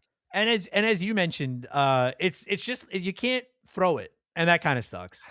I know. It's like you give him a shield. I get it. It's called Skull Barrier. It's literally just a barrier, but whatever. But like, it's just, I wish it did a little bit more. Yeah, just a little bit, because I enjoy Skullman so much. Me too. He's so cool looking. I love fighting without his weakness. I just love fighting with the Buster because there's some fun timing on his shots and stuff. So yeah, he's a good fight. Yeah. Yep. And then you take that to Dive Man, easy piece of cake. As long as you don't run out of energy. Dive Man's your stereotypical underwater angry big guy. And then I gotta say, man, I think Drill Man is the most underrated master in this game. Drill Man's awesome. Like Drill Man looks like a fucking badass. I think his fight is very good. I love that his weapon is like the exploding rocket you get in basically every game. Yep. When you fight him, he drills underground and you have to like wait for him to come back. Like he's a really cool fight. And I feel like between Pharaoh Man and Skull Man, nobody ever thinks of Drill Man. Nope. But he's They really take all cool. the thunder, dude. Yeah. No, he's awesome. So it's a really good batch of masters. The only thing for him, like, and it's not like a bad thing. It doesn't make him like unbeatable. But it's like right when the match starts, you always want to like try to get a shot off at him. It never works. Never. 'Cause He always goes dives up in underground. the air and goes underground so fast. Yep. So fast. It's impossible. And then the homing shots don't follow him underground. No. So it's kind of a little bit, even with his weakness, it's a bit of more of a drawn out fight. Yeah, he's got just like an ounce of bullshittery to him because there's a lot of times where he is invincible. And it's just like, fuck off. Let me hit him. Like, he's weak against this. How's he suddenly invincible against it? Yeah, just all in that fight, or my own advice, just time yourself. Like when you're walking, usually what I'll do is when he goes underground, I'll walk to one side of the room, back to the other, and by the time I get to the other side, he's about to come up underneath. Yeah, that's all it is. Once you get the timing down, he's a piece of cake. Yeah. So, yeah. Even when he's above ground, he doesn't do much but walk back and forth and throw missiles at you or drills at you. No, he's a piece of cake. Very cool batch of robot masters, and then in addition to that, you get Rush Jet, which is always awesome. You start with Rush Coil, which is always awesome. You get Rush Marine, which I don't know about you, I never use Rush Marine. Nope. Like never in this game. Like never use it. Never. It's nice that you get it, but like I don't understand how they didn't. They build segments of this game where you, like you mentioned, you have to use Rush Jet. I don't get why they don't put in like a short underwater segment where like you basically have to use Rush Marine. Because they did it in Mega Man 3. Yeah, like I don't get like why not just a short one where you have to steer through spikes or something. Yeah, and I get it because that was something I always looked forward to. Like when I was a kid, I was like, "Yeah, Rush Marine, I like this because you're like underwater," and I was like excited and shit about it. But no, I don't. I like the last few times I played this game, I never even used it. Never once, no. Nope. And then there's the two hidden ones. You get the wire that shoots up into the sky and the balloons. Yep. The wire I really don't give. Like I use it, but it's whatever. But those balloons are handy as fuck. I use the wire. So on my, it is. It reminds me of the again. This is another Mega Man 2 callback. This reminds me of the weapon 1, 2, and 3. Yeah, 100. That's what I was thinking as well. Yeah, yeah, and I like we'll get into them being hidden and whatnot, but like yeah, I just pretty much used the wire a few times to get some items above me, and that was about it. Like I don't think I even used the balloon at all. My last. I love the balloon. I'm team balloon. I like a good balloon's jump. great. It's great. Yeah, because it's like item 1. Yeah, you just make the floating platforms. Like. Yeah, it's so good. And you mentioned they're hidden. It's so funny because the one is in Pharaoh Man. You jump over that pit right near the beginning, and it's back there. Yep. And that one I don't think is hidden particularly well because anyone that's played video games for any length of time knows that like if there's a big pit and then a platform on the other side, sure, 4 out of 5 you're gonna get across and it's not gonna do anything, but you always have to go look. Yeah. But the one that's underwater in Dive Man stage, I don't even know how I got the muscle memory of knowing it's down there. But like that one could be very easily missed because that's a pit. Like nobody's gonna try to jump into a fucking pit. No, you're not wrong because that's what I was wondering about. I didn't talk to my brother about it. And I'm sure he's gonna listen to this episode. I'm sure he'll chime into me after the fact. I'm pretty sure we learned about that in a magazine because we figured that out when we were kids. Yeah, like I feel like I've known that my whole life too. Yeah, yeah. Like I remember seeing it. Like it was in a magazine. I guarantee you, we see it in there, and like that's where we learned it. But I can't fully remember. It was too long ago. I like that. I think that's a good hiding job because it's if you've not played it, when you're in this underwater level, it's literally just like a pit that everyone's jumped over pits in video games a billion times. And this is the one you have to fall in, and then you have to dodge a bunch of spikes, fall into this like secret cavern, and then you get the item. Then it's just like I was like, man, why isn't the other one hidden this well? That's a good hiding place. Yeah, and they're not even. And there's a few other spots in the game where I thought like, yeah, they could probably hide it over here. Like there's another one of those pits you could jump over. I can't remember which level it's in, but no, they're not anything. It's not like the magnet beam, which isn't hidden per se, but if you don't know you need it, these are just like convenience items. You do not need them to finish the game. No, you could beat the game without either one. Yeah, because you're gonna get the rushes either way. Yep. And at the end of the day, there's like the balloons and the wire are great, but they don't do anything that Rush Jet and Rush Coil can't do. Exactly. 100%. They just make them a little bit easier. That's all. Yep. That's about it. So that's great. The Robot Masters are good. The only other thing is that like you do have to go through basically 2 fortresses at the end. You beat Dr. Cossack, and then you have to do it again through Dr. Wily. Yes. And I will say, not by no means bad, but I do think a couple of the like end of those level boss fights are a little like they're fine. Yeah, I hate like that fucking one where it's the 3 pieces of the cube sliding in from the sides, Yes. and I hate that one. You always think you're gonna get smashed, but you don't. And then you get inside and you have like 5 seconds to get on the platforms and get up and shoot that dot, and it's shooting at you and it'll knock you off the platforms. I love how it's just this evil Soviet Rubik's Cube you've got to fight. Yeah, it is. Yeah. Like, what's happening? That one drives me fucking bananas. My favorite is the giant. What are the name of those little guys with the hard hats? Oh, okay. So the guys with the hard hats, you call them Metools or Metars. I usually call them Metools. Oh, okay. I don't think I ever knew that. But you get to fight a giant one of those, and that one's my favorite, just because that's the Goomba of Mega Man. It's yes, it is. Yep. So that one's very I'm cool. with you. Yeah, there's some fun. Because I've always liked insects. I like the moth you fight first. It's really fucking easy. Like most of the bosses are easy, but they are easy. Yeah, I just really like that moth.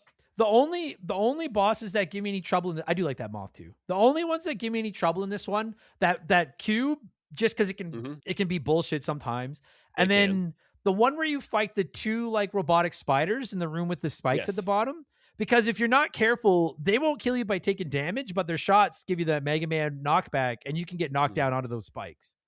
Yeah, and thankfully, this is one of the games since the first couple where they've actually the knockback isn't nearly as bad. Not even close. Like in the first Mega Man, first and second, I think it's fucking horrid. It's like Ninja Gaiden Castlevania level. Yes, knockback. Yeah. You know something we didn't say about the 4 of those guys, the little crawly bugs that go across, because they loop the room. There's like a gate on the top and bottom, and they loop the spikes. You can use the Pharaoh shot, but the Pharaoh shot can be thrown in every direction except straight down. Right. I think. So. Oh yeah, you're right. I always fought them with what did I use on them? I never used Pharaoh. I used something else, but I never even thought of that. That's a good call. That would make things a lot easier.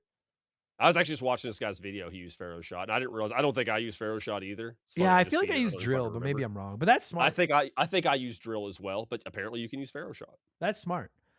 And then you get to like the Wily fights and like the Dr. Cossack fights. Like I find his fights incredibly easy because he's just floating around at the top trying to grab you in his little claw. So you just stay out of his way and kill him. But in hindsight. Well, in hindsight, it makes sense that he's so easy because his heart's not in trying to kill you. Like, he's not a bad guy. He just wants his kid back. I like how the weapons he uses are just like harmless things made deadly. Sure, relatively harmless. It's like first you battle a moth. So I was like, all right, I see this moth outside my window. I'm going to make an evil killer version of that. And then I'm going to make I'm going to weaponize Rubik's Cubes. And now I'm going to weaponize these 2 cockroaches I seen running across the floor the other day. And now I'm going to kill you with a crane machine. Yeah. Like, it doesn't seem like he really wants to kill you. No. I think it's, yeah. Whereas Wily, KGB, I think he just used to be KGB, and he's like, I'm just not into the killing anymore. Whereas Wily, Wily wants to kill you. But Wily, I swear on my life, man, I think this is the easiest Wily fight in the series. Like, dude. Because that first phase, if you stand, he can't hit you if you just stand on the ground. Yeah. So you just wait till his shots go by and then jump up and hit him with fucking ring, of course. So I just had a thought. Random stupid aside here. You probably know about it. You've played a couple of the Call of Duties, right? Modern Warfare? No, I only ever played Black Ops 6. Okay, cool. I'm going to throw it to everybody else. They'll get it. So what if, this is my weird headcanon. Dr. Wily is one of the dudes, not Dr. Wily, Dr. Cossack is one of the dudes from the airport scene of Modern Warfare. Where he's like, remember, not the guy that says this, but he's like, no Russian, and they mask up. He's one of the other guys. So he was like a terrorist and stuff, but he's like not evil anymore. All right. I don't get that reference, but I know the listeners will.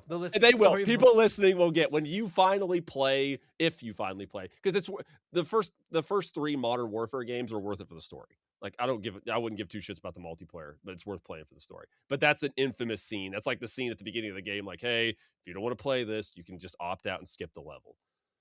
Oh wow. Yeah, like you go through an airport and you just mow down civilians. Oh, okay. That's the whole point of the thing. But there's a point in the story to it. But anyway, no right. rush. No, anyway, no. carry on with my dumb fucking thought. No, I was just saying that like the first phase of Wily's easy. The second phase, Yep. it's just nailing that drill. The only thing that's tricky about getting that drill is that like he's got this big glowing dot on his head that you can hurt him at, and when you shoot the drill, it'll just bounce off of him. But if you shoot the drill and then hit shoot again, it'll make it explode in the air, and that's what you have to do. And it's certainly not like a challenge, but it can be a little bit tricky sometimes to like hit shoot twice and get it to blow up fast enough. Yeah, and your backup is what I usually do is I just use the Mega Buster. Buster, the Mega Buster fully charged is just tall enough to hit that. And then his final phase is him just floating around. He appears in the dark, and all you have to do is charge up Pharaoh Shot. Just let him fly into it. It's very easy. Yep, he's super. No, finish. No, that's it. That's all I was gonna say. I'm gonna throw some like we usually judge. So for me, I judge a Mega Man X game by the opening stage and the first castle music, and a Mega Man game by the first castle music. That's like a huge thing for me. Like, I really like the stage 1 and 2 of Wily and Dr. Cossack stage, but I think the stage 2 music is better. Or the second set of music is way better. I'll get on board with that. Yeah, I'll get on board with that. I love the Cossacks too. You first get on the auto scrolling part.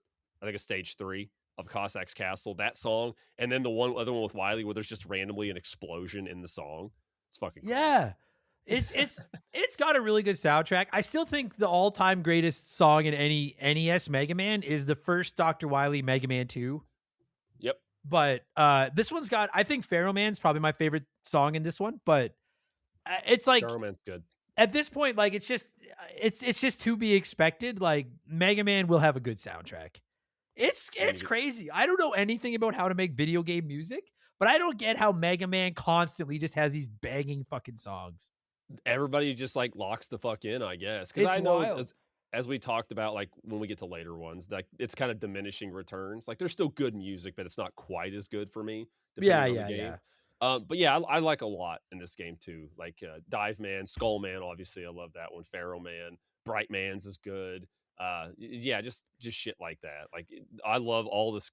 Like I said, the battle or the castle musics. It's good stuff. It's just a really, as you should come to expect. It's just a really well made game. It's to kind of start bringing this episode in for the landing.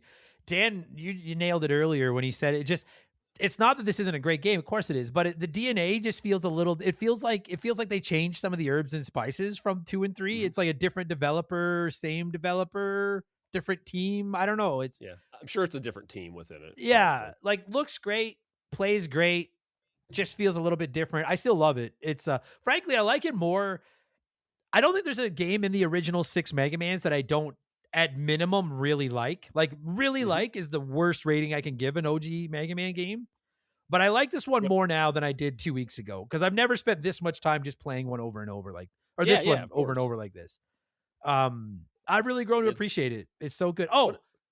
Sorry. Minor thing. Drives me crazy that on the boss selection screen, you don't get Mega Man's eyes following the cursor around. Yes. Minor they took thing. that away for a while, and then they brought it back. I know. That's such a... I always like just having that Dr. C logo in the middle is not the same. Dr. Cunt. Dr. Crazy. But no, it's good. I don't know. I have nothing else to say. I really like this. We're going to cover all the Mega Mans. I love Mega Man games, and this is a very, very good one. I would agree with you. It's like, of course I'm biased as fuck. Like for me, I think Mega Man 2 and 3 are better games. Like this is just a personal favorite of mine. I just love everything about it. I get asked a lot, like, yo, I've never played Mega Man. Where should I start? And my answer is if you want to start with any Mega Man game, start with Mega Man X. Because I still think it's the best all-in-class Mega Man game. Yep. If you want to play an OG Mega Man, I usually recommend 2. But I will say that, like, I'll hear an argument for... The only issue with starting with 4 is if you get comfortable with your Mega Buster, it could be a little tricky to go back. Yes. So and that includes the slide Because Yeah, like if you just start with 2, you start with like the base Mega Man. And yeah, it's just all up from there. yeah. Like 3 gives you the slide, which is great, but three will fuck you up. Like Yes. two will get you in shape for 3. 4 is a little bit of like a reset, and it's like, hey, here's a Mega Buster. It's a really powerful shot. We definitely took a little bit of edge off the difficulty. So 2 or 4 is probably where you should start, and it's just up to you. If you're comfortable backtracking to 2, then go nuts. But Yeah, and also and also another thing that sucks about that is I would say 2 for sure. Like you can start with whatever. I mean, we're just giving advice, but like especially when you go to like if you go to like 3 and 4 and then come back, then you have to worry about like the get like the pol like 3 is like the pinnacle of the polish of like just playing the game.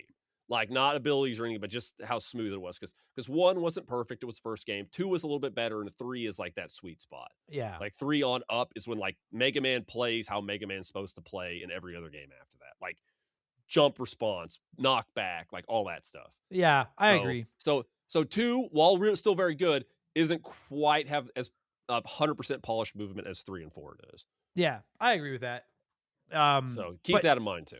those are start with one of them. Just play the series, love it. I'm begging y'all, like, because I know people do this. I've got DMs from people. They're like, man, hearing you love a Mega Man, maybe buy the Legacy Collection. And they're like, I started with Mega Man 1 and I'm getting massive. Do not start with Yeah. Mega Man 1.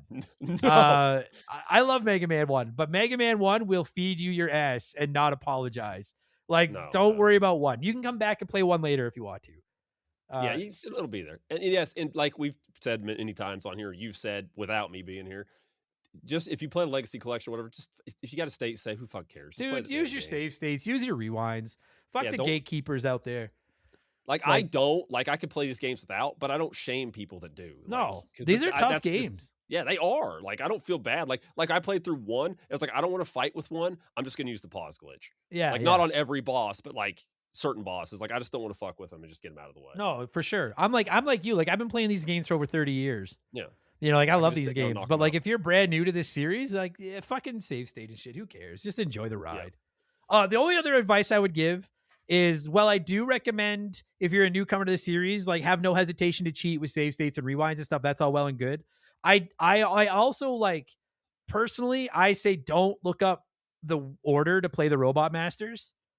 Like, if you want to, it'll tell you, like, hey, go to this guy first because he's the easiest, then use his weapon on this guy and this guy and this guy.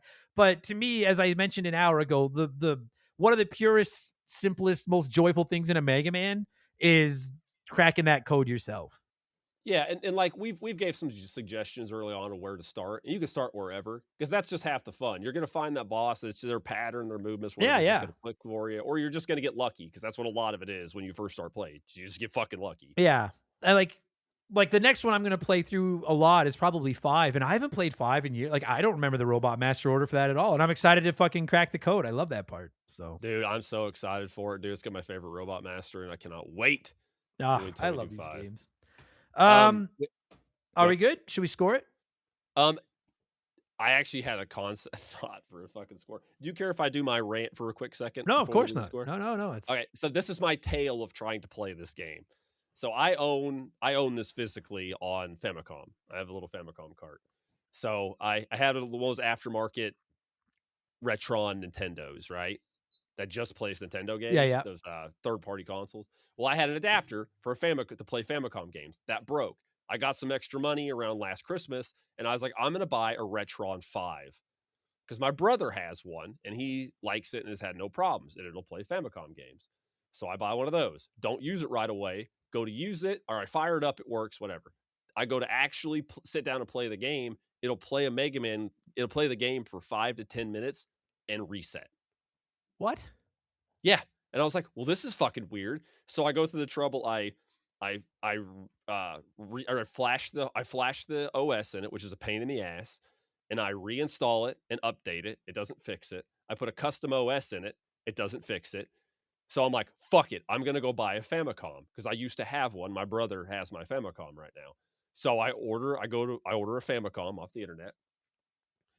It's a guy I watch that does auctions on Whatnot. And I know it's, it was untested stuff. Right. So I buy it, get the Famicom here a couple days ago. go down, sit down, and start plugging it in. It's an old RF Famicom, so it's like the old Atari 2600s where it's just a single cord goes in and out for video. Okay. It's not the 3 colored wires or whatever. So anyway, I do that and I go to fire it up and I plug it up, and on Famicoms, you remember how our consoles have channel 3 and 4? Yeah, yeah. Start on channel 3 or 4. Japanese consoles have channel 1 and 2. Well, we don't have 1 and 2 in the United States. Which is weird. Why don't we have 1 and 2? I don't know. But there's a workaround. If you can get it to go to channel 95 or 96. TVs don't go that high in the United States normally. So I'm trying to figure a workaround on. I try every fucking TV in my house. While I'm trying to work this in, I have the Famicom plugged in. I start smelling something burning.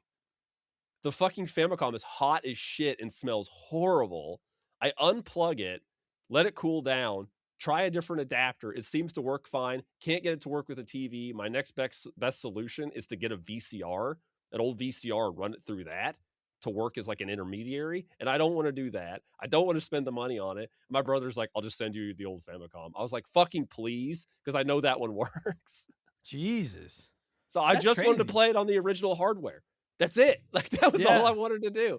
Because my Famicom my brother was modified to use the AV cables, the red, white, and yellow. So I don't need to worry about what channel it's on. Yeah, yeah. So yeah, that's what I was trying to do like the last 2 weeks. And it's just been a fucking shitstorm to play this game. So I just played it on the Legacy Collection. But you know what though? I get that because like I think most of you know this podcast has got me kind of slowly back into collecting again, and I'm just collecting my favorite games. And one of the crown jewels of my collection is I do have 1 through 6, like the NES versions. I play them on the Legacy Collection and I play them on my NES Mini, and they're great. But there's just something about, especially a game you grew up playing, like Mega Man, playing it on an NES, like on an old TV, just that's it in its purest form. It is. You know, like I'm not a big music junkie, but I know a lot of people that are. Like vinyl, like is where it sounds best and all that. Like I don't listen enough to know. Like I don't care. But that's how I am with games. And there's just, if you have the option, it's great. But Mega Man is so readily available now, and I gotta shout out Capcom for that. I know that I'll hear the argument that it's like, oh, here they're fucking selling the Mega Man games again. Yes. I get it. But I'm like, dude, I love that these games are there's no anyone on the planet that wants to play a Mega Man can find a way to play Mega Man. Like they are everywhere. Yep, which is good. Like they did the same thing with the Resident Evil franchise. They just needed to make it. They wanted to make it available for everybody. And that's a good idea. Yeah, 100%. Don't let it be lost to time. So. I agree with you. Like if people don't want to listen to Mega Man episodes, they're probably not listening to this shit anyway. So yeah, exactly. You should be all right. I worry that like because we've done a lot of Mega Man episodes in the history of like this is episode 370, and there's got to be I would guess 15 Mega Man episodes in that 370. And I do worry sometimes that people are like, oh, another fucking Mega Man. But I gotta say, man, like you guys, I get a lot of people are like, dude, you get so hyped for Mega Man episodes because it's fun. Even if you don't give a shit about something, it's fun listening to someone that's really passionate about something talk about it. You know? Yeah, that's what I listen to. I've been trying to, and again, I fell behind, so I'm catching up. I was listening to you guys' Max Payne episode just the other day before we started doing this. So yeah, it's fun. I don't care about Max Payne. I played it growing up. I don't give a fuck about that game, but I'm glad for the people that do. It's not as good as Mega Man. No, God, no. I wish there were nightmare levels in this. Did you say you had an idea for a scoring system? I do actually. If you want to, I'm listening. And then after all that, I got one minor thing to say, and then I'll stop with my prattling. But anyway, this is actually the Skullman is Robot Master 32. It's the highest number in this game. You just want to go out of 32. I like it. That's great. So that's a great fucking system. Cool. I was just gonna go out of 8 again, so that's way fucking better. So, all right, multiply it by 4. guest choice out of 32. Fuck. I would probably say out of 32, I'd probably give it a 29, just on the thing of like we praise its accessibility, but I think it could be a little bit tougher. That's just a personal gripe of mine. And I mean I guess that's the big thing. I'd say 29. It's not perfect game. this is where we get into the two castle system, which I don't mind, but it can make the games a little bit longer. Maybe that's not your thing. It doesn't bother me. And I guess because Toadman's a bitch. He is a bitch. That's my that's my reasons. I still love the game. It's great. Music's good. It's just when you're at like very slightly going down the hill, very slightly. Yeah. As far as quality, but it's still good. It's still very good. But like when you go to like memorable games, so no, I agree. Yeah, like to me, the peak of the OG Mega Man 6s is 2, 3, and 4. Like that's where it's at the hill, and then 5 and 6 are fine, but it is starting to come down the hill just a little bit. Yes. Yeah, I'll go 28 out of 32. It's just a really good game. It's Mega Man. It's fucking awesome. Yep. I love it. I love this. Yeah. Oh, yeah, I never even realized. I totally forgot this was the one. I just saw it on the Wikipedia page. If I don't shout it out, I know I'll hear about it. This was the introduction of Eddie. I for some reason I thought Eddie was introduced in 3. I'm not sure how I missed that. I was thinking the same thing. I fucking love Eddie the Toilet Man. He's so good. Except like, is there anything worse than when you find him and you're like, come on, Eddie, E-Tank, extra life, and then he gives you a fucking weapon energy, and you're like, I haven't even used any of my weapons. Thanks, you little shit. Dude, you might as well, at that point, he just throws out a letter that unfolds. It just says, fuck you on it. Yeah, no shit. Fucking use. But I still love Eddie, so. Hey, there's a lot of Mega Man fan games, and because Capcom allows that to happen, which is really fucking great. Somebody do that. Like, there needs to be like a dickhead Eddie that just gives you shitty ass items. Yeah, just like, laughs at you and walks away. Or like, dumb fuck. Just hurts you, like throws a bomb out or something. Yes. Fucking oh, it could be like he throws like a weapon energy capsule, but there's like it's like a wrong color, like kind of like the poison mushroom. Yeah. But like you take that much damage. So if it's like a bigger or little one, oh, that would suck. I love it. That'd be a lot of damage. Real quick before we get out of here, I just want to champion 2 games just to throw you under the bus because that's always fun. Yeah, go nuts. Holler it on the chat on Discord or whatever at fucking Adam if we can either do Guardian Heroes, which is on the Xbox. I'm not saying where it's from originally. Okay. And I'm going to champion Godzilla on the NES. Okay. You know what? I was just not saying you have to, but I'm just throwing it out there. No, I'm interested. Godzilla in particular. I was just going through yesterday or a Friday. We're recording a Saturday morning, but every Friday I do my streams that are open to like all Patreons. Just come by, and we've been doing this NES roulette. And this week I finally like created the spinner wheel with every game on my NES Classic on it. As so you hit spin and we play a random game. And as I was entering all the games for my NES on it, I was like, holy fuck, I have 2 Godzilla games. I didn't even know I had those. And I've never played one. So they're on my radar. In theory, a Godzilla game should be fun because he's just a big guy that destroys things, and that should work good in a video game. Yeah, play the first one, not the second one. All right. Noted. That's it. Buddy, I appreciate you taking time on your Saturday morning to talk Mega Man with me. Where else do you talk things? We talk things. Oh, first off, I'm going to say thank you for having me. And genuinely, all jokes aside, I really appreciate you allowing myself and other guests to come on here and talk. It's a really great time. Really you guys do all the heavy lifting, so I love it. And my wife's making faces at me, so I'll tell you about that later. But anyway, my wife and I are on Dissect That Film. It's a movie. It's not a review podcast. We talk about movies. We quote unquote dissect them. It's Parker's the main guy.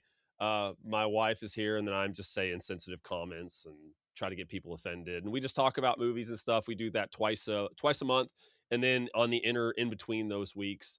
So we, every other week of those, we do another one called Monster Zone, which is hosted by my wife, myself, and another guy named Mikey, and we just talk about monster movies. Beautiful. We're about to review the movie Plankton from 1994, which I think is a rapey fish movie, kind of like Humanoids from the Deep. Hey, Humanoids from the Deep wasn't bad. And then what did we just do on Dissect That Film? Was it Leprechaun 4? Oh, James the Giant Peach. James the Giant Peach. I used to love that book. I've never seen the movie, but I used to love that book. Everybody liked the movie but me. It's not a bad movie. I just didn't care for it. Fair enough. All right. There'll be links in the description of this podcast, presuming that I have them. I think I do, so they should be there. Buddy, always a blast talking Mega Man, and I'll talk to you again, I don't know, sometime in the next couple of months when I want to talk more Mega Man, because you're typecast now. So keep me here. I don't want to leave. Take it easy, buddy. Have a good weekend. You too. Thank you, man.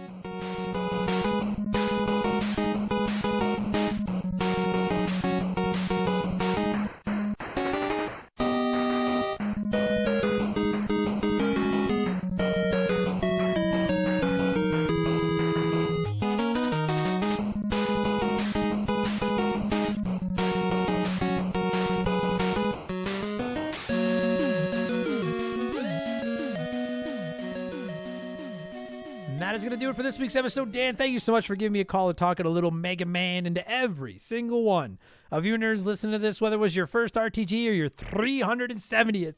Thank you so much for the support. I appreciate it. I know there's a ton of retro gaming shows out there, and you chose to fly with us, and we don't take that lightly. So thank you so much for the support. Don't forget to check out Dan's works. You can find links in the description of this episode. And if you want to see more of my works, well, one more plug, patreon.com/rememberthegame. $3 a month is all it's going to take to get you. Well, it's free to get in the door. There's some free episodes, but if you want all of them, it starts at $3 a month.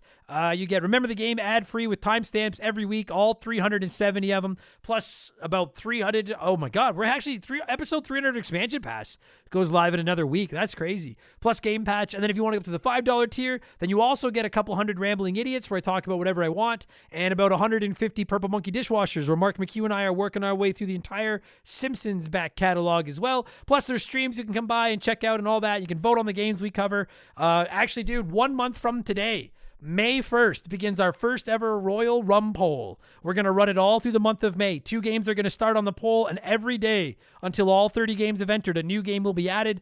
Any day that a game doesn't get 15% of the vote, it's eliminated, and the last game standing gets an episode of the show. That's going to run through the entire month of May. I can't fucking wait for that. Lots of good times. Patreon.com/rememberthegame. I'm also on Twitch whenever I have time, usually like once or twice a week, just playing old games and farting around.